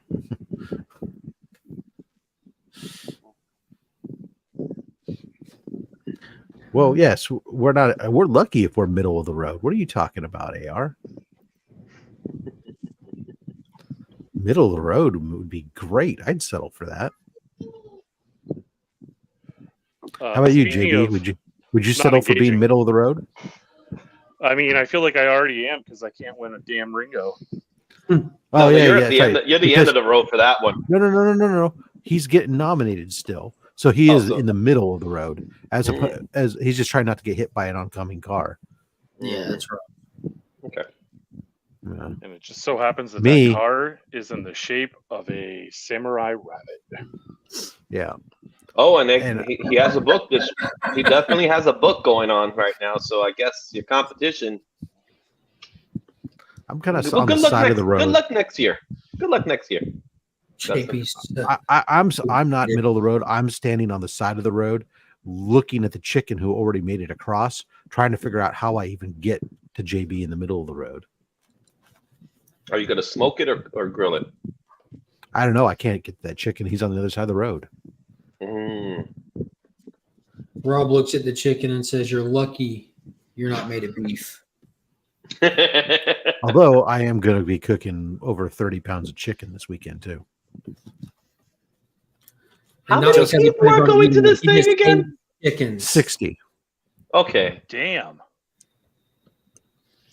Do the numbers again. How many things you have there? Give me that Steiner math. I have three full briskets, 4 pork shoulders. What's going on at your joint? I'm doing my big cookout this weekend.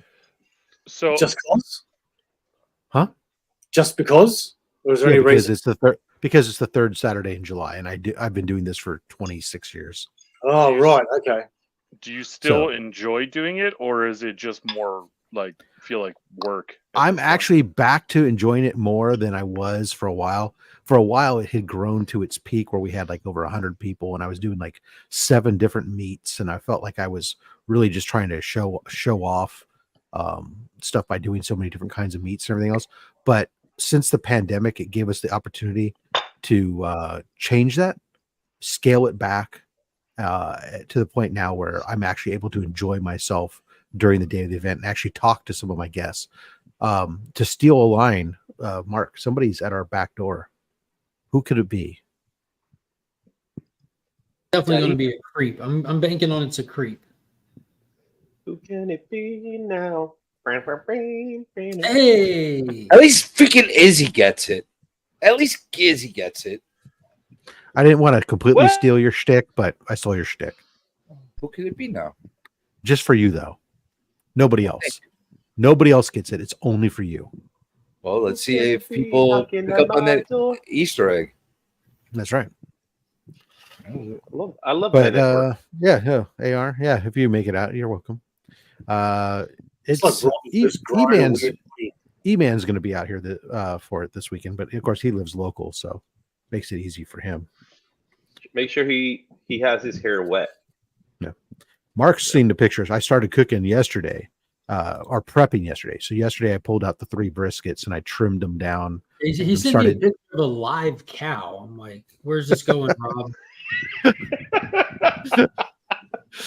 Wait, do you slaughter your own animals? How can you make sure it's fresh? Oh, he was clearly trespassing on someone's property. The picture was not from his house. No, I'm serious. Do you slaughter? Have you ever slaughtered your own animals to cook? Only fish. Animals? No. I don't think we call it slaughtering the fish. It's just called catching and clean and catch. But you clean a fish. That's I fine. could just see Rob like at 9 o'clock in the morning. I want you guys to meet Clarabelle. Yeah, We're gonna eat her later. It's that What do you scene guys from- think? Twister, yeah. Have you Where'd guys you get ever these had that steaks? experience? Where did you get those steaks? Did you see my cow outside? No. Oh, It's Well, you're that's not gonna one of my see her favorite again. lines in Twister ever. Well, It's have that you ever had scene- that experience in your life where you had to slaughter the Hold on. animal Hold before on, you let me cooked hear it? what JB's been trying to get out of his mouth. It's that scene from Parks and Rec where Ron shows up with a pig to a barbecue and says, "All right, everyone, meet your Oh. meat." Oh, that one. Yeah, that's a great scene too. I was thinking of the cows from Twister when they're having the steak and eggs. You mean the movie that's coming out today? No, the original Twister. I There's know, a I scene, know. they're having steak and eggs for breakfast, and they go, "Oh, these are great steaks. Where'd you get these?" And she goes, "Do you see my cow out front?" No. She's all, "Oh, all right." CJ, Wait, back to you. Hold on a second. They're redoing Twister. They're making a sequel, I guess. No, they're not Twisters. making. It's out. It's out Yeah. already today. Today, They- yeah. Wait, they remade I Twister. want to see it. I want to Well, see they're it. whatever Nope, they're it's a doing, sequel. whether it's a remake, a sequel, whatever it is, it's called Twisters. In With other an words, S. there's more than one. Same actors. No, No. That'd Definitely. be tough, CJ. We won't get into that, but just know that that's a big no, buddy. Okay, I'm asking. This is news to me. This Twisters Unless coming. the Twisters are going through a graveyard at some point. I- Don't expect. Wait, to who's see- dead from the What's- Twisters? I would see that movie.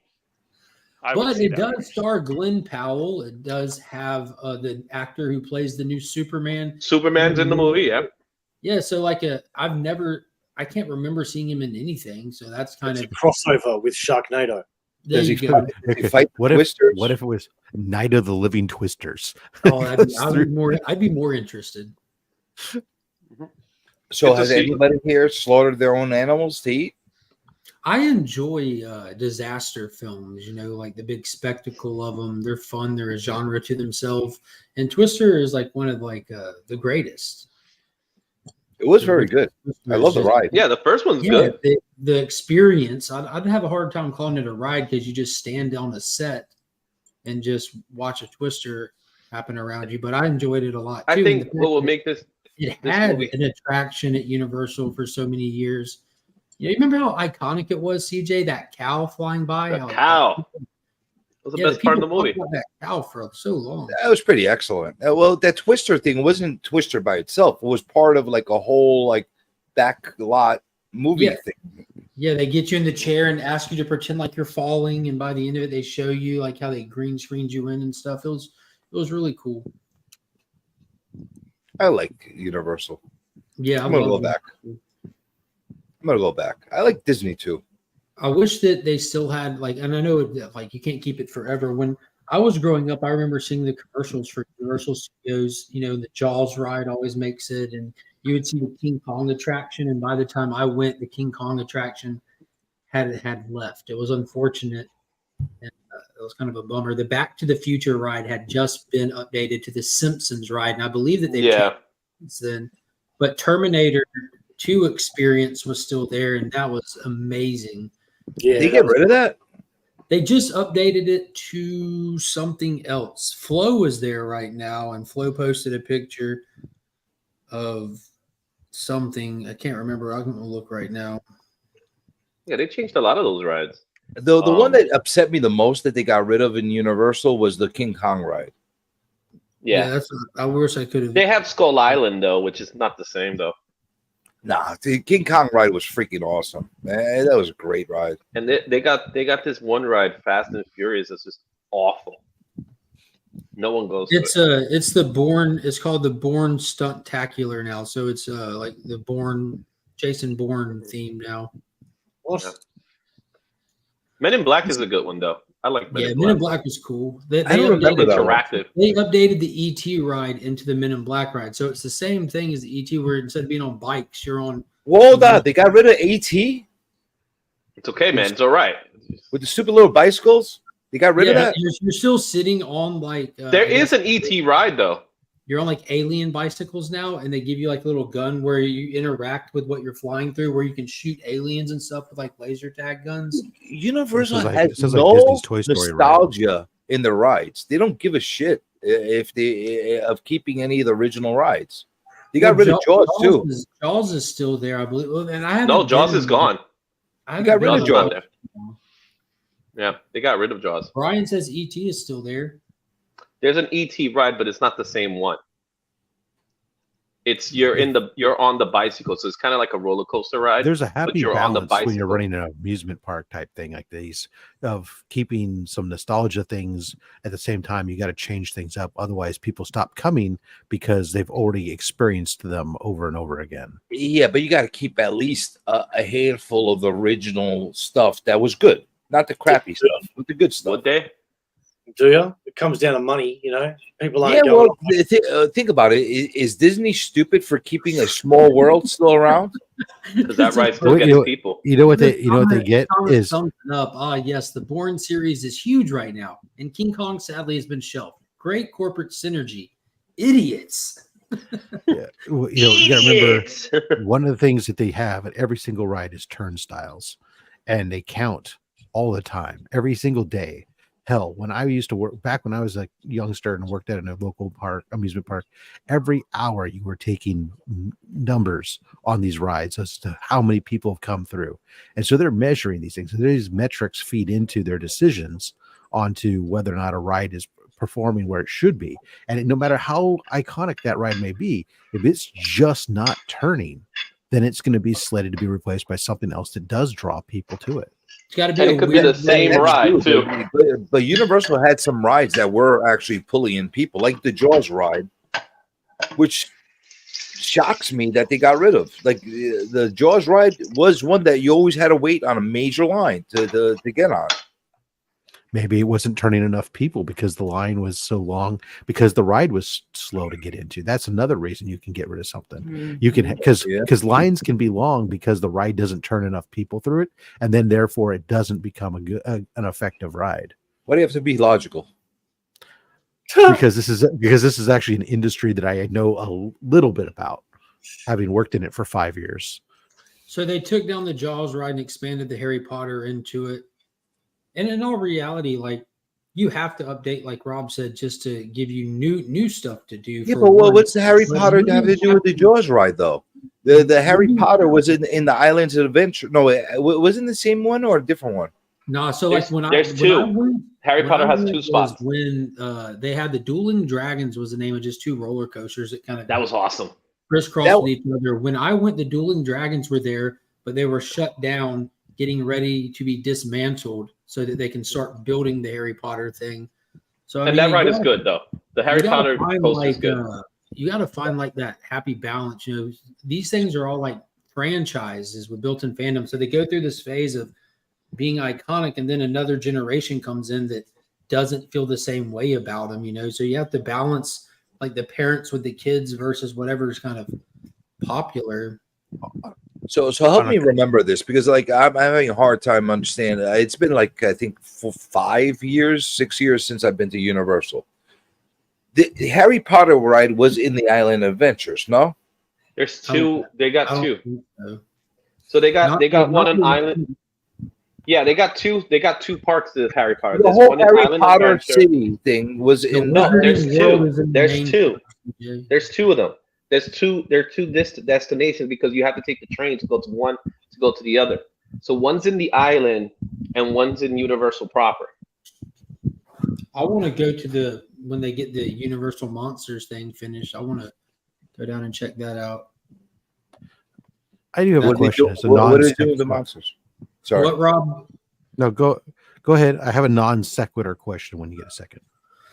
They have a huge Universal Monster setup coming. Like what? Like what is it? A ride? You'd have to go look at their IG. They have a lot of cool stuff on IG. It's like a whole interactive spot, man. It looks like a walkthrough and it has a ride feature in it. It's just a big area. That sounds cool. Yeah. So I have a non sequitur question. Bo, is that jumper there? Is that promoting your investment strategy, your affinity for getting people out of jail, or your support of steroid users? None of the above, my friend. None of the above. Hmm. This is simply a jumper that was in the corner of my room, and I went, it is very cold here in Melbourne, and I want to feel warm, so I decided to put it on because black is always slimming. But what is Bonds? It's a brand. So okay, so none of the above. Got it. Yeah, that's All it, right. mate. Sorry, like to put it. I didn't know you're like, oh, hey, buy your junk bonds here, or let's go use steroids, or No, if I was going to be advertising anything, it'd be Aussieverse. get out of jumper. jail. Get out of jail. We'll provide you with your jail bonds. Yeah, whatever. All right. Wait, What is hold it, on a 50? second. Hold on a second. I just read a comment. What is so crazy about wanting one of the iconic rides from Universal when they first opened up to exist there? The movie's like 50 years old. Well, yeah, and they got plenty of other stuff that's Universal old. Monster movie is relevant. I'm not I'm not saying anything. King Kong is from like 1932. Yeah, but King Kong is a property that they're continuing to make. And they could continue Well. Jaws if they wanted to. Yeah, but they don't. I But see they shark could. happens every year, Bo. It's on Hey, the we've had Sharknadoes, we've had Yeah, we don't have Jaws. Megalodons, we've We don't had have Jaws though. You know, you got to remember You know what? Every time you go to the beach, you remember Jaws. Yeah, but there are new children being born every year, and as older as we get, they're young, man. They don't wake up. They're not watching Jaws and E.T. and things that we consider great. To them, that's just old movies. All right, so basically they need to make a new Jaws movie to scare the shit out of the new generation. Okay, so do that. Yeah, but they've tried that, and what's worked? Nothing. what Yeah, they need but to they come up with is a new cyber shark that attacks the kids in Roblox land. they did come up and- with a new Jaws movie. It's called The or Meg. Minecraft, and then that would be crazy. They did come up with a Jaws movie. It's called The Meg. You gotta remember, man, the kids are the ones that spend the most money from their No, parents. they not. right? The parents are the ones that spend the most money. Yeah, yeah, that's my He point. said though. from their parents. That's my point, though. So they've got to be feeding the children machine. You know, that's why Marvel sort of sucks these days, because it's all about the children and shit. That's why WWE sucks. It's about the children these days. WWE doesn't suck. Children. Not now, anyway. Why are we feeding children to machines? Because That's the what we're Matrix supposed said to do. so. Oh shit! I've been doing this all wrong. That's why you're only nominated. The kids provide energy for the machines, so that we can continue to live in our virtual reality. There you go. I saw a documentary on that once. Yeah, it was a 4-part documentary, but only the first one was good. What? You've seen it too? I you know what? I think Disney does it right with these rides in the parks. They keep some nostalgia going on. They make new stuff, but the some of the hardcore, like the Pirates of the Caribbean, they'll do updates, but it's there. They're not getting rid of it. They're not getting rid of Small World. They're not getting. People want that to be a part of Nostalgic the would say that experience. still does it. People, it puts people through the turnstile at an extremely high rate, and it moves a lot of people. At the end of the day, once they do all their graphs and their pie charts and shit and realize that people aren't spending as much money as they are on other rides, they're going to consider shutting them down and replacing them with something that can make more money. That's just business. Yes and no, and I'll tell you why. Because of the long lines that you're waiting on a lot of these bigger rides, the popular rides, it gives the opportunity for people to go on the other lines while they're waiting for their fast track bullshit to come up, and they get to experience all the other rides as well. There's truth in what he's saying there. There is some math to what you're saying, but at the same time, there's math as far as getting people to disperse throughout the theme park and not be stuck on just X amount of rides. Yeah, but that still stands to me like more of a hopeful attitude as opposed to That's not a hopeful attitude. That's actually like if you sit down and do the math and business algorithms, it works. It works where people actually, because, and I've actually read this as far as how their fast pass system works. They want you to spread around to the rest of the theme parks. And if you notice, some of the older stuff have very expensive stuff to buy around them.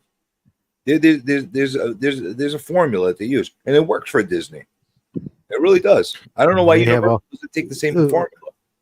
Disney has so much that they do into making that business be functional. I mean, they have all kinds of sensors that monitor traffic, pedestrian traffic flows, to figuring out where they place trash cans and stuff to make sure that, I mean, they had the science. I remember I was working for a company that was selling some sensors to Disney to install in their parks for the purpose of tracking some of this stuff. And the science of what they put into is mind numbing as far as how much they micromanage and analyze pedestrian patterns, rider patterns, all those things throughout the stuff. Everything there's about effectively managing, traffic flow and maximizing cash flow. They know what they're doing when it comes to that. Universal should really steal one of their people that run those parks. They do. But they're not the good ones, because clearly they're making fired from the other place. That's why. That's why you steal them. You don't wait for them. You don't get their leftovers that they got rid of. You get the good ones. Oh, not like the wrestling method. No, you poach them while they're still on contract. On a completely unrelated note, we've never talked about today that's important. CGC. Mark. We never talked about Mark. How was your vacation? Oh, it's going fantastic, man. That's phenomenal. Getting some good quality time in with the family. Yeah, it's been fun. Yeah, beaches, water parks, comic shops, historical forts. That sounds Boat stupendous. rides. Are you going to SeaWorld? Where? SeaWorld? I'm at the beach. I'm at SeaWorld. I could see the world right out my window. Yeah. No, we didn't. We went you down don't like SeaWorld? to Florida for a day on Tuesday. Not crazy You don't far. like Shamu? Didn't go to SeaWorld. I like Shamu. You like what? Shamu. You don't know who Shamu? Yeah. Even on a Shamu. Shamu is really a title more than it is an actual whale. It's an orca. Yeah, I'm familiar. It's a title of an orca, of numerous orca, some that have killed people, some that haven't. But I like the Shamu orca. That's cool. I was hoping you would go and give me like an update on how it is. I haven't been there in years. Anybody else go to SeaWorld? No.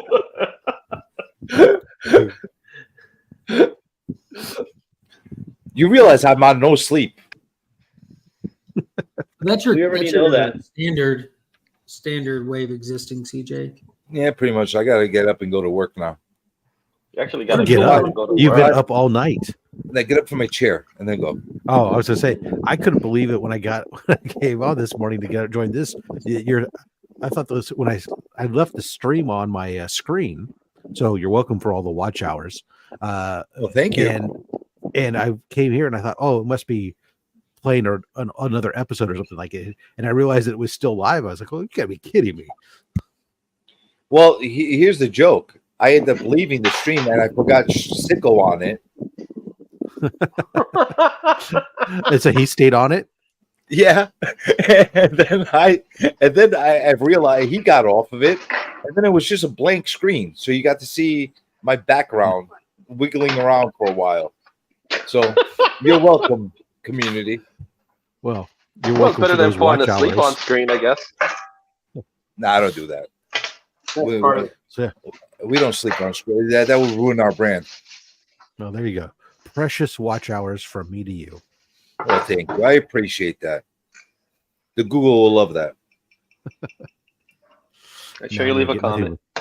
Now that I've watched CJ's episode for that long, on that many hours continuously on my channel, I'm going to get filled with nothing but CJ videos in my feed for the next 2 weeks. Aren't you going to love that? No, I'll real quickly going to right click those three dots and go not interested. Not recommend. Do not Don't recommend. do that. Don't do that. The algorithm does not like that. What is up, Scott? What's going on, Leo? Why can't I see your head, CJ? He never's on the camera like that. Yeah, you're How not, come I you're not can see familiar your with head? CJ.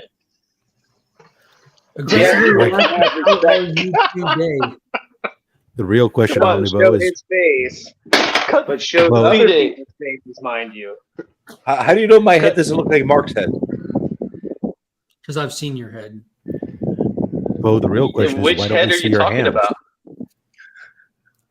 I don't know which one he's seeing. What head are you talking about? Where's this conversation going? I don't know. You're taking it on a whole different level. These guys complaining about not seeing my head. I'm complaining about seeing his head. I don't know what's going on over here. I just thought CJ was going for that best hands. Wait. best- No, Wait if a you don't know, second. if you don't know CJ's head, it's Baloo. CJ's actually trying to get the best hair award. Just take a look at his knuckles. Well,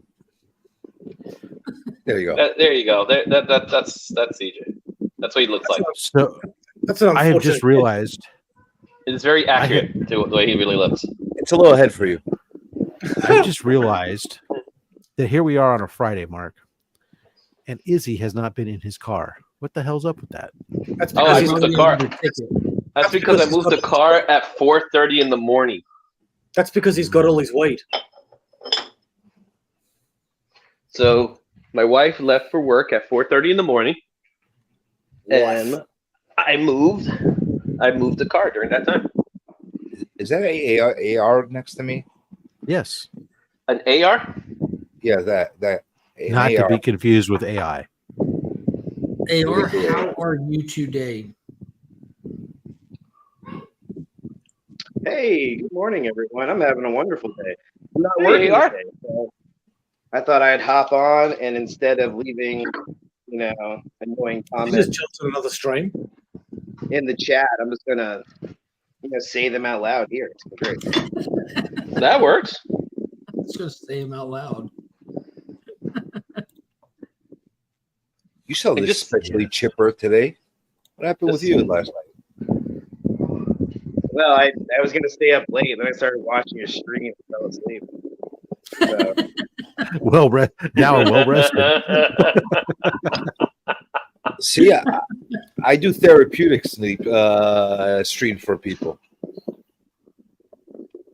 Can you give us an example? You're welcome.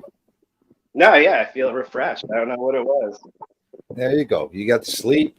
You're real refreshed and chipper today.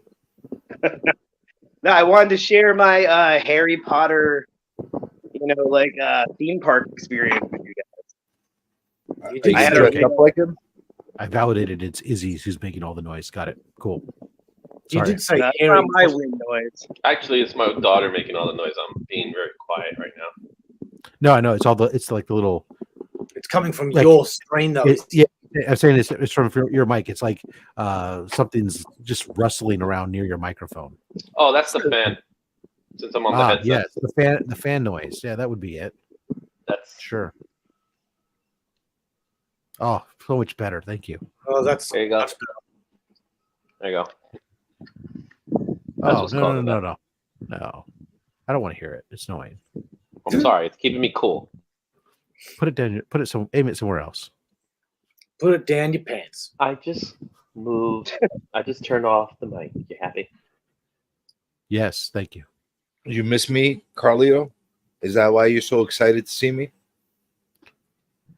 Carlito. It's one of the problems of listening on headsets. Is you can hear all that stuff. So Oh, I could hear it as well, and I've got no headset on. Noise canceling my butt. I don't know, I tend to just tune Izzy out and whatever noise is associated with him as well. So it doesn't buy. That's how I love. I love you too, bro.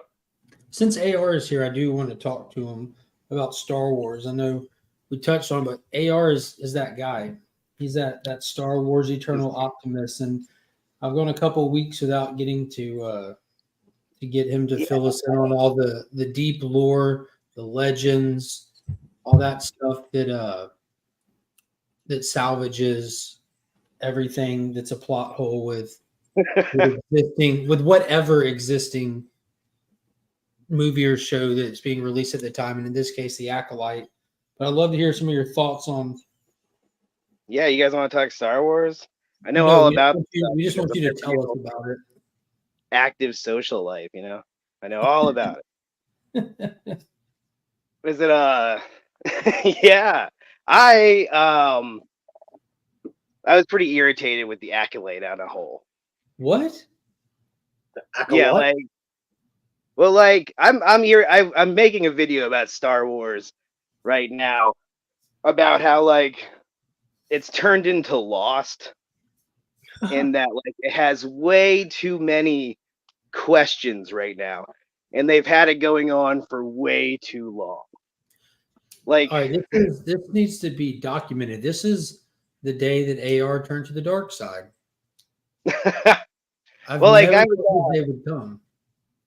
Yeah, like I was talking with Rob via the chat in the Cranky show, the Cranky Old Men comic review show, about how like, and he was saying something similar about how a lot of people enjoy Star Wars on different levels, and not that like I can appreciate it more, just like what I think we all do this with our fandoms. Is you look at like, okay, how does this new piece of the story fit in the larger puzzle?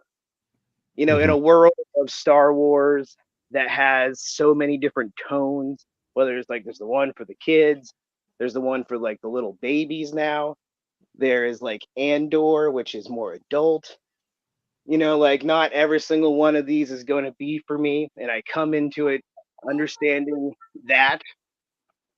You know, so like, there's different ways of appreciating this stuff. And then also, like, when you look at The Acolyte, if they get, you know, awards for, I don't know, choreography, set dressing, you know, costumes, I think a lot of that stuff would be, you know, makes sense, right? A lot of interesting, cool things. But the big story about Star Wars right now is all of the things they're building up in the Rey era is what is Rey going to fight? And it seems to be this thing that Thrawn's worried about. And I won't go on about it. But the point is, if you've read all this stuff, you're like, all right, who's the big bad guy that they're building up for the Rey thing?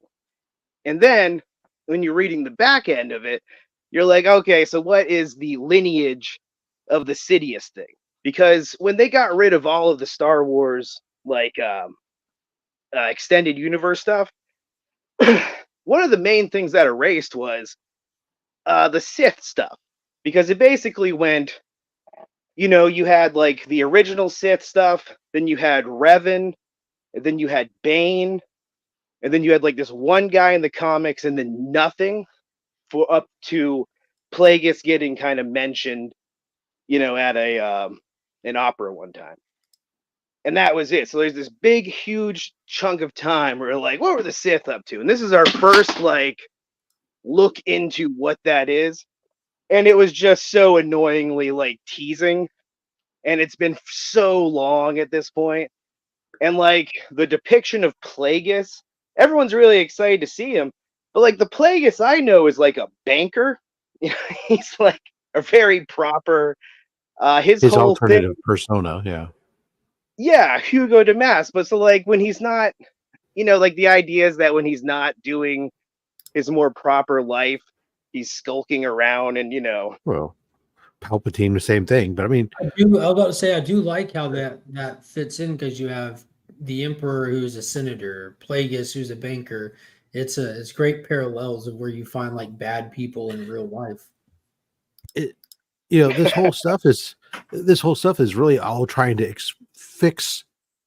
A lot of this is all trying to fix the whole decision to bring back the Emperor in the fucking 6th or this 9th movie, on Exegol, because this has all been trying to, like, how do we explain all this cloning stuff and generating stuff? So we're going back to this creating life stuff. We've gone through this whole thing with, the stuff in the whole, the Mando verse and stuff that they're doing with Thrawn. And some of that is, we're seeing these elements of the remnants of the empires trying to continue to develop these cloning aspects. We saw it with the Clone Force 90 or the Bad Batch, where there's whole elements of them trying to generate clones. All these things are trying to fill in and explain in this whole decision of bringing Palpatine back and his trying to bring the stuff with all that existed in Star Wars, even in the but it's the cloning, but cloning's been existing, but it's trying to do the cloning and clone a Force user. Yeah. Yeah, I totally agree. So much of this has done a really good job of, it's like what Star Wars always does, is you put out a movie, you say a lot of things in it, it makes no sense really, but then you have novels and comics and toys try to explain it. You make your viewers do their research.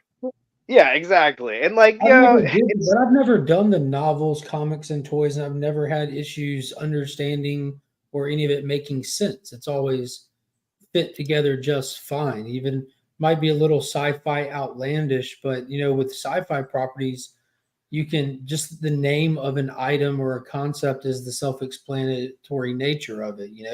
Here's our cloning machine. You don't have to explain how it works. You just said what it is. So I've never had an issue with that till recently. That shit just don't add up. Well, yeah, I agree that in the original one, he says we fought in the Clone Wars. Yeah, what an epic line! Cool in 1970, right? Yeah, what an epic line. What that would spawn, and then you go back and you look at the original stories, where the original Del Rey paperbacks where people take a stab at explaining this. It's a lot of fun. You see a lot of, in the original Thrawn stories, the clones were trying to take over the galaxy and the good guys fought the clones and then the time periods don't add up. And then, it's different than what they were doing in the X-Wing series when it was mentioned. Nowadays, when you look at the Disney continuity, to its credit, when I originally started reading all of Disney, I was really mad. I was mad they'd gotten rid of the original continuity that I had spent way too much of my time, caring about. Hey, what are you guys doing, man? But it's pretty tight now. Yeah, well, now it's wonderful. I started out by being I'm going to be the bane of Disney. I will point out every continuity error from this point forward. Yeah, to their credit, I'm just a fan now.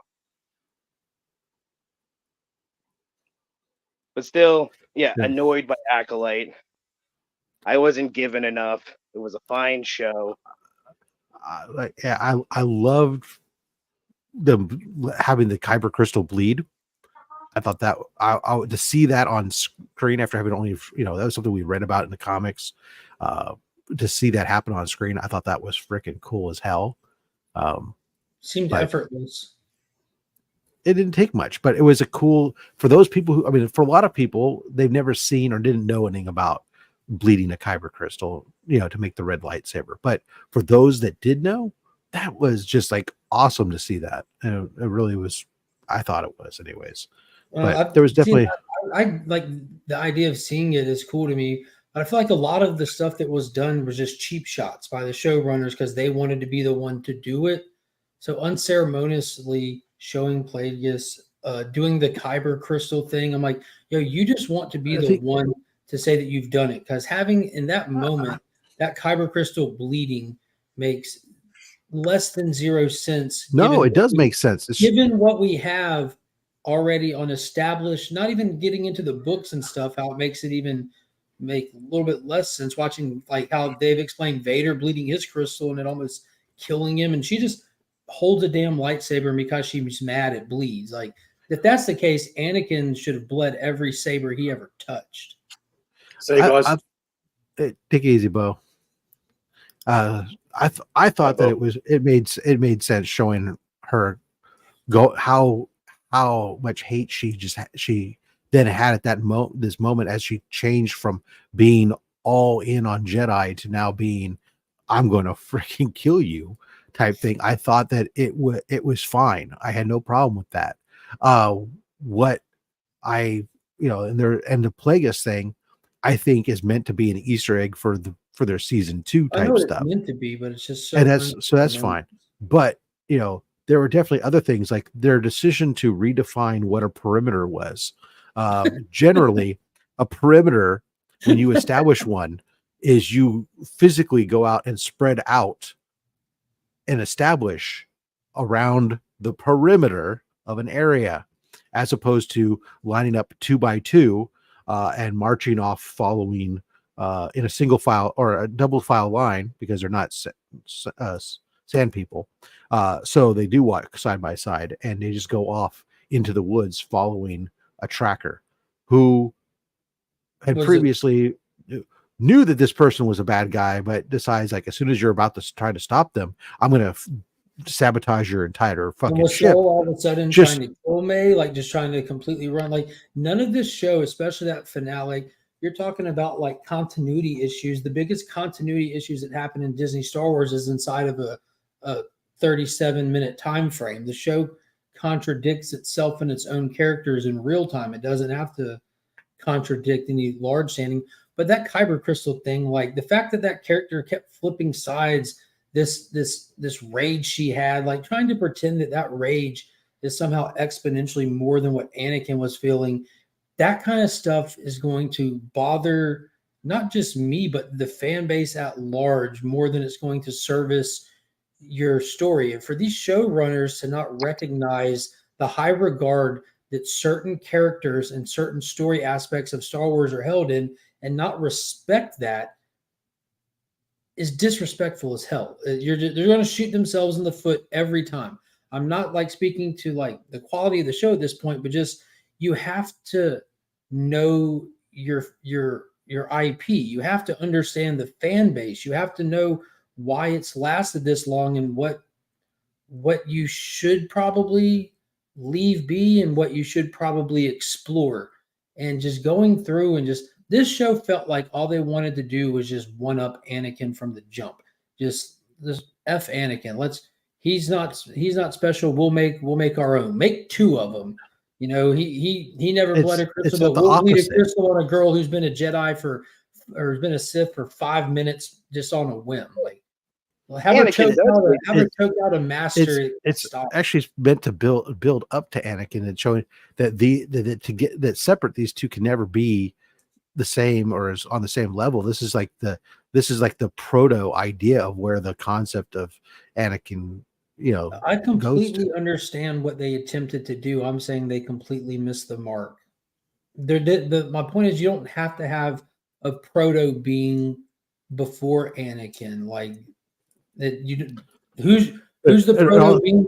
Who's the proto being for these then? You have an infinite regress if you're going to go that route. Again, the concept is to build out that concept of how obsessed the Jedi are with these concepts of virginces, right? And explaining why all of a sudden there, some of those leaps that they're going to take with Anakin when there's the possibility that he's created from a virgin, so that he's possibly the chosen one and this type of stuff. And then later on, this concept of, we get, if you go back when to the whole when was the prophecy told? We don't know. There's check out, what is it called? No, just tell me when. I'm not going to check out nothing. I just when was the prophecy known about?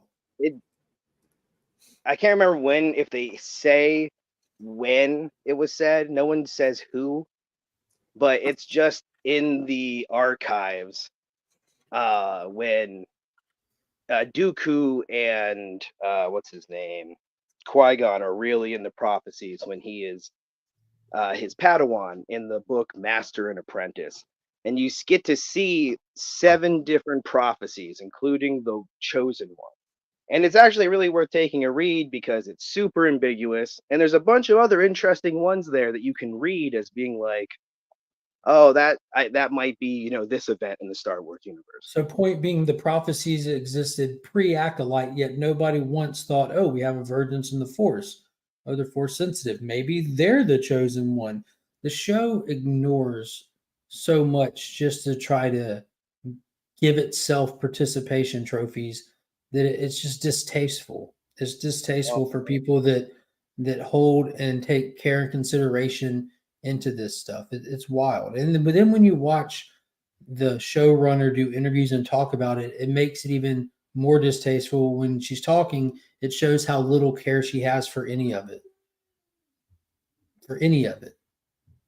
Well, I really am not convinced that these 2 people, the Osha and May thing, is 100% the same thing as what you see as an Anakin, right? So there's a lot of been made about explaining that in the Plagueis book, you know, Anakin is created by the Force in retaliation against Sidious and Plagueis.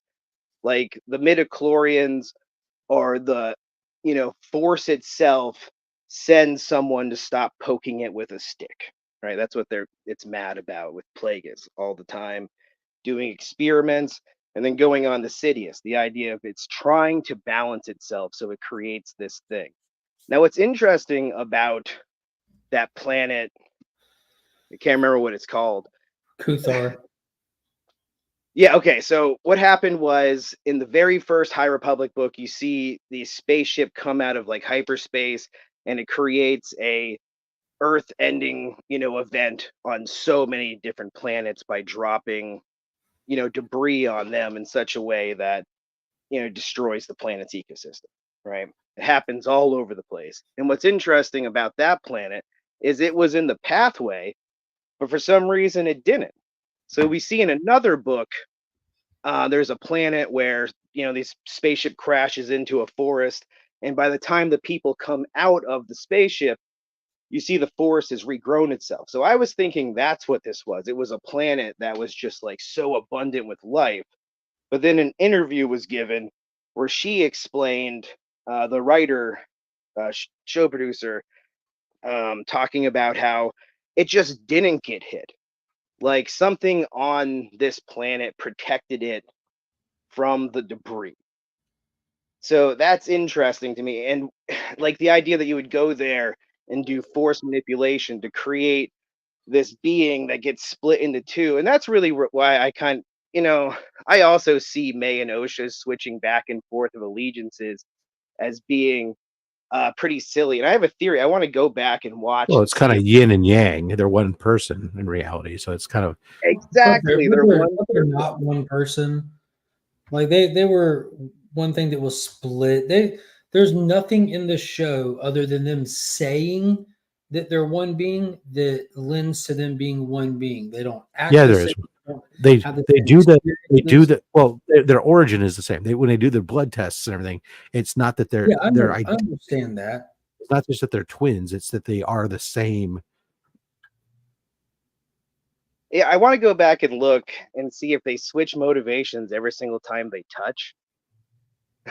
Like I have a theory about that. I haven't. I need to go back because they didn't touch when she was separated. You know, they switched numerous times after being separated too. I get what you're saying. Like because they didn't touch the first time that May switched sides. She just did it at random in the forest.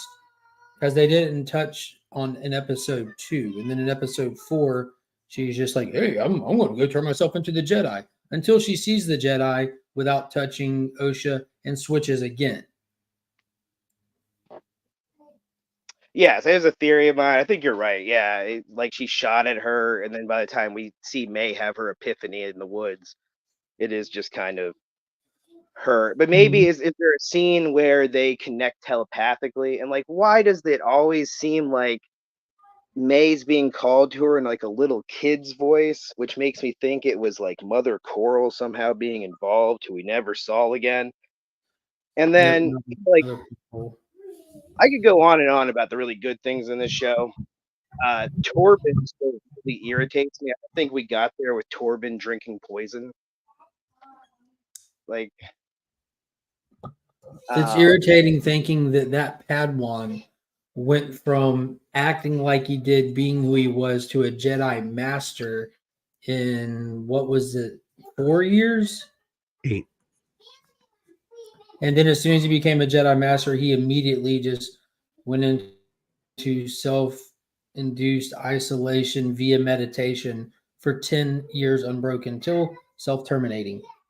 How can you be that emotionally shattered, that broken, and achieve anything? And ironically, he wasn't even at home for those 10 years. that was my point, is, yeah, like, all right, so he gets back. They're like, oh, that was a crazy thing. Oh, your face, that's too bad.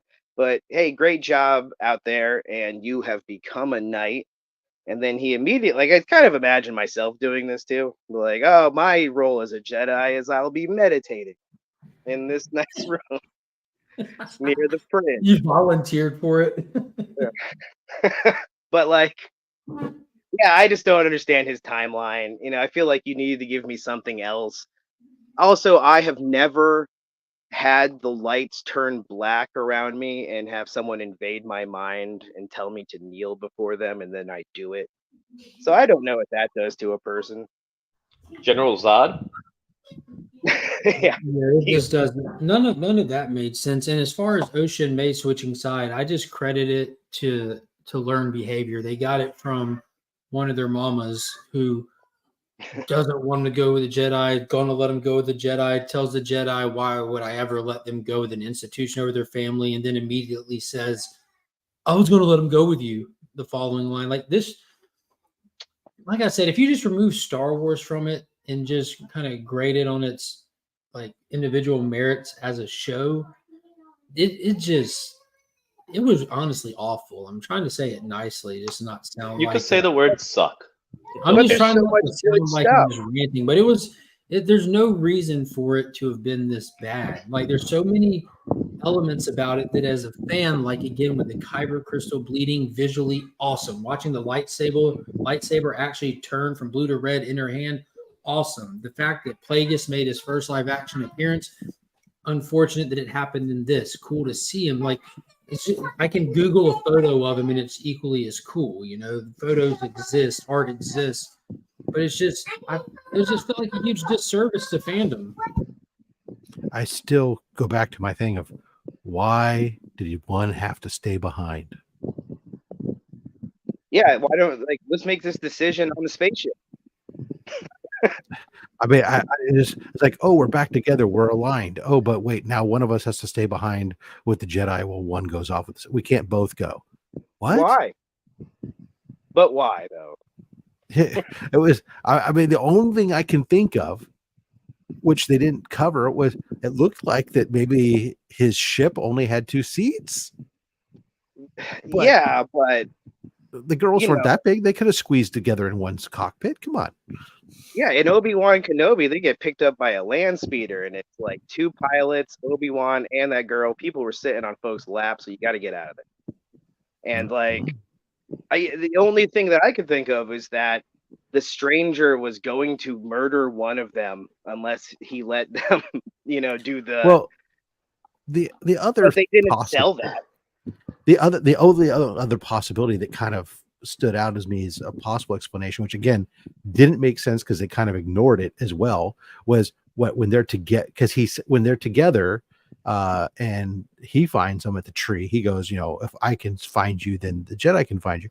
Well, maybe that when they're together, because they're supposed to be stronger together than anything else, maybe it's easier to find them and locate them through the Force. But Saul had already done that when he got off the ship, when it was just looking for May, just going like, oh, over here, so that kind of throws it out too. So I have it just makes no sense. And obviously, Vernestra can sense her ex-Padawan. So, yeah, that can't be the motivation because, he's hanging out too. But hey, if you love the Acolyte, if you were one of those huge Acolyte fans, good news for you. Disney has decided that they're going to do an Acolyte comic book, doing one shot, focusing on that Jedi Wookiee. So there you are. Yeah, I'm definitely gonna buy that. Oh joy! Maybe we could be lucky, and this will all be explained in a graphic novelization, and Justin Birch can letter it, and he can let us in all the spoilers ahead of time. That's what I've been waiting for, the Justin Birch edition. By All right, Ringo well, nominated Justin Birch. why do you keep rubbing that in for him? Because I love him. I wish I was Wow. nominated. It's always just an honor to be nominated. Yeah, AR, those where are do you two big stand problems. on You're the, muted. AR, where do you stand on the Sith and Jedi having the ability to use the little flashy thing from Men in Black? Yeah, I started laughing, and I could not believe they were going to Revan her, and then and they went too far with the Revening of her, because she gets back and they're like, they say these lines that just leave it way too ambiguous. Like, you don't remember anything since you were 13. Is this lady supposed to what? Just live on Coruscant now in the real lower levels somewhere, trying to figure out trade? What happened to poor May? Why do I feel like that was far a back Silo was she reference? erased? I also wish they would have done a little bit of language in the show explaining that, on this planet with the virgins, we all seem a little bit more powerful. And I guess she was willing to have her mind wiped, so that helps out too. But yeah, those are my two biggest problems with the show itself: is what is the Beaver's motivation, and why didn't they leave the planet together? Yeah, that's my two big those problems. Out of that final episode, those were both the two times I went, "What the actual?" But Good, from the fandom point of view, man, I think it's on point. I think a lot of people are missing, the real criticism of this show is that it seems like Leslie Headland read the very first Bane book and said, I'm just going to do this. Because when you read that book, so much of the imagery and ideas from that book make it into this show. You see the cortosis. It's not just in Plagueis. Most of the Sith books start with a cortosis mine. Bane was helping mass produce it for the Sith army. And this is all non-canon stuff now.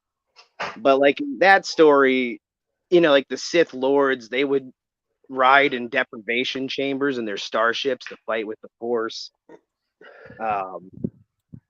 There's a great scene where a whole bunch of people are doing battle meditation, and then one person breaks it, and it knocks all of them out, and then they're killed by a thing called a thought bomb. But I could go on and on. She just pulled so much from that original Darth Bane book. that makeup still gets me. You can see his real hairline too. It's like he's a poor man's Orion. Such a handsome actor too. It's poor guy. Yeah, they did him dirty. But yeah, so for the larger lower levels of that show, fantastic. If you go back and you look about the bleeding crystal, Darth Vader does do it. And it is supposed to be easy. Everything in the dark side is supposed to be easy when you have that much hate and anger.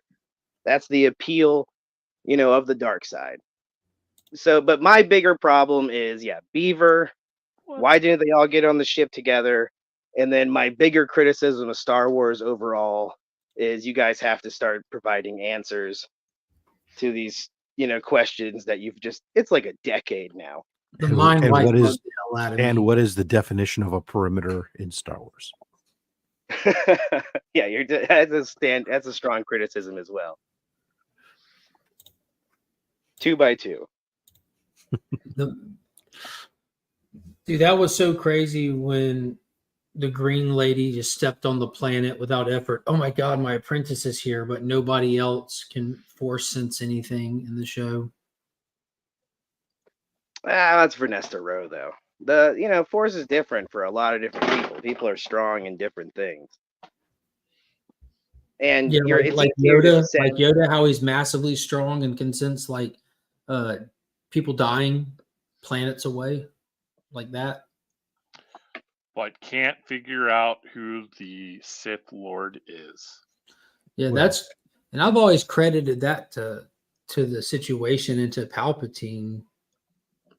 Like I really have because it wasn't like there's like just all of a sudden, massive death is happening. The Force is shaking and stirring. The Force had been constant with them out there doing what they were doing, save for, the whole thing with Anakin's creation, But Yes. I always thought that was because of to the credit and the cunningness of the dark side. There was only the couple of them, and Their ability to cause the clouding, but also the taking to the extreme the ability to hide in plain sight, right? The fact that you're such a public person, how could you possibly be this hidden Sith Lord? Mm-hmm. And then you have to put into context what was happening when he started his rollout. There's an entire war that the Jedi are entrenched in as well. A lot going on toward the end of their run there, Yeah, and the Jedi Temple on Coruscant is actually originally a Sith temple that Palpatine is making use of. And That's crazy. Yeah, You gotta remember they weren't stupid. They saw Darth Maul. They're like, "Yo, the Sith are back. We have to try to find them." And they were, they were doing what they could. But Palpatine, I don't think he gets credit for being who he is. He was the Emperor. He was like the beast mode version of a bad guy. Have we had a bigger, badder Sith than Palpatine? What a great long game he had. Yeah. Not That's even a putting real long into play. game. Yeah, he had a super long game, and but look, if you're two people, right? You and an apprentice, and you're trying to take over the entire galaxy. You can't do it vis-a-vis brute force. No. You have to do a long game of conniving and using the system. Just think of how much time and thought he put into Order 66 by itself. At least 66,000 years. Just that one plan, just that one piece of his plans. Could be a master strategist. Yeah. Yeah, he's just so delightfully evil. Just evil for the love of the game.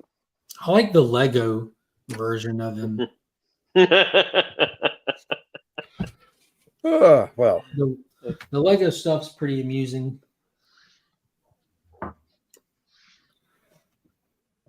Definitely not canon. All that's canon for me. I don't care. It's all I'd like to stick it in a cannon. No, Finn is a Jedi.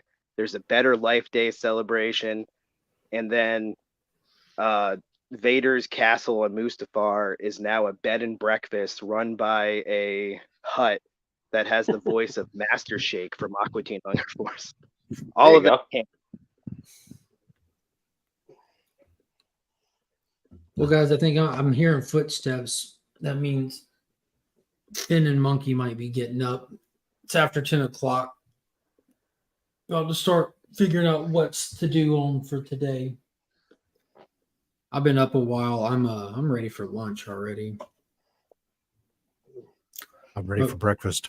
Rob, you're more than welcome to stay and hold it down if you want to. But I think I'm gonna get up and go get some breakfast and maybe Go take back a to nap sleep. before.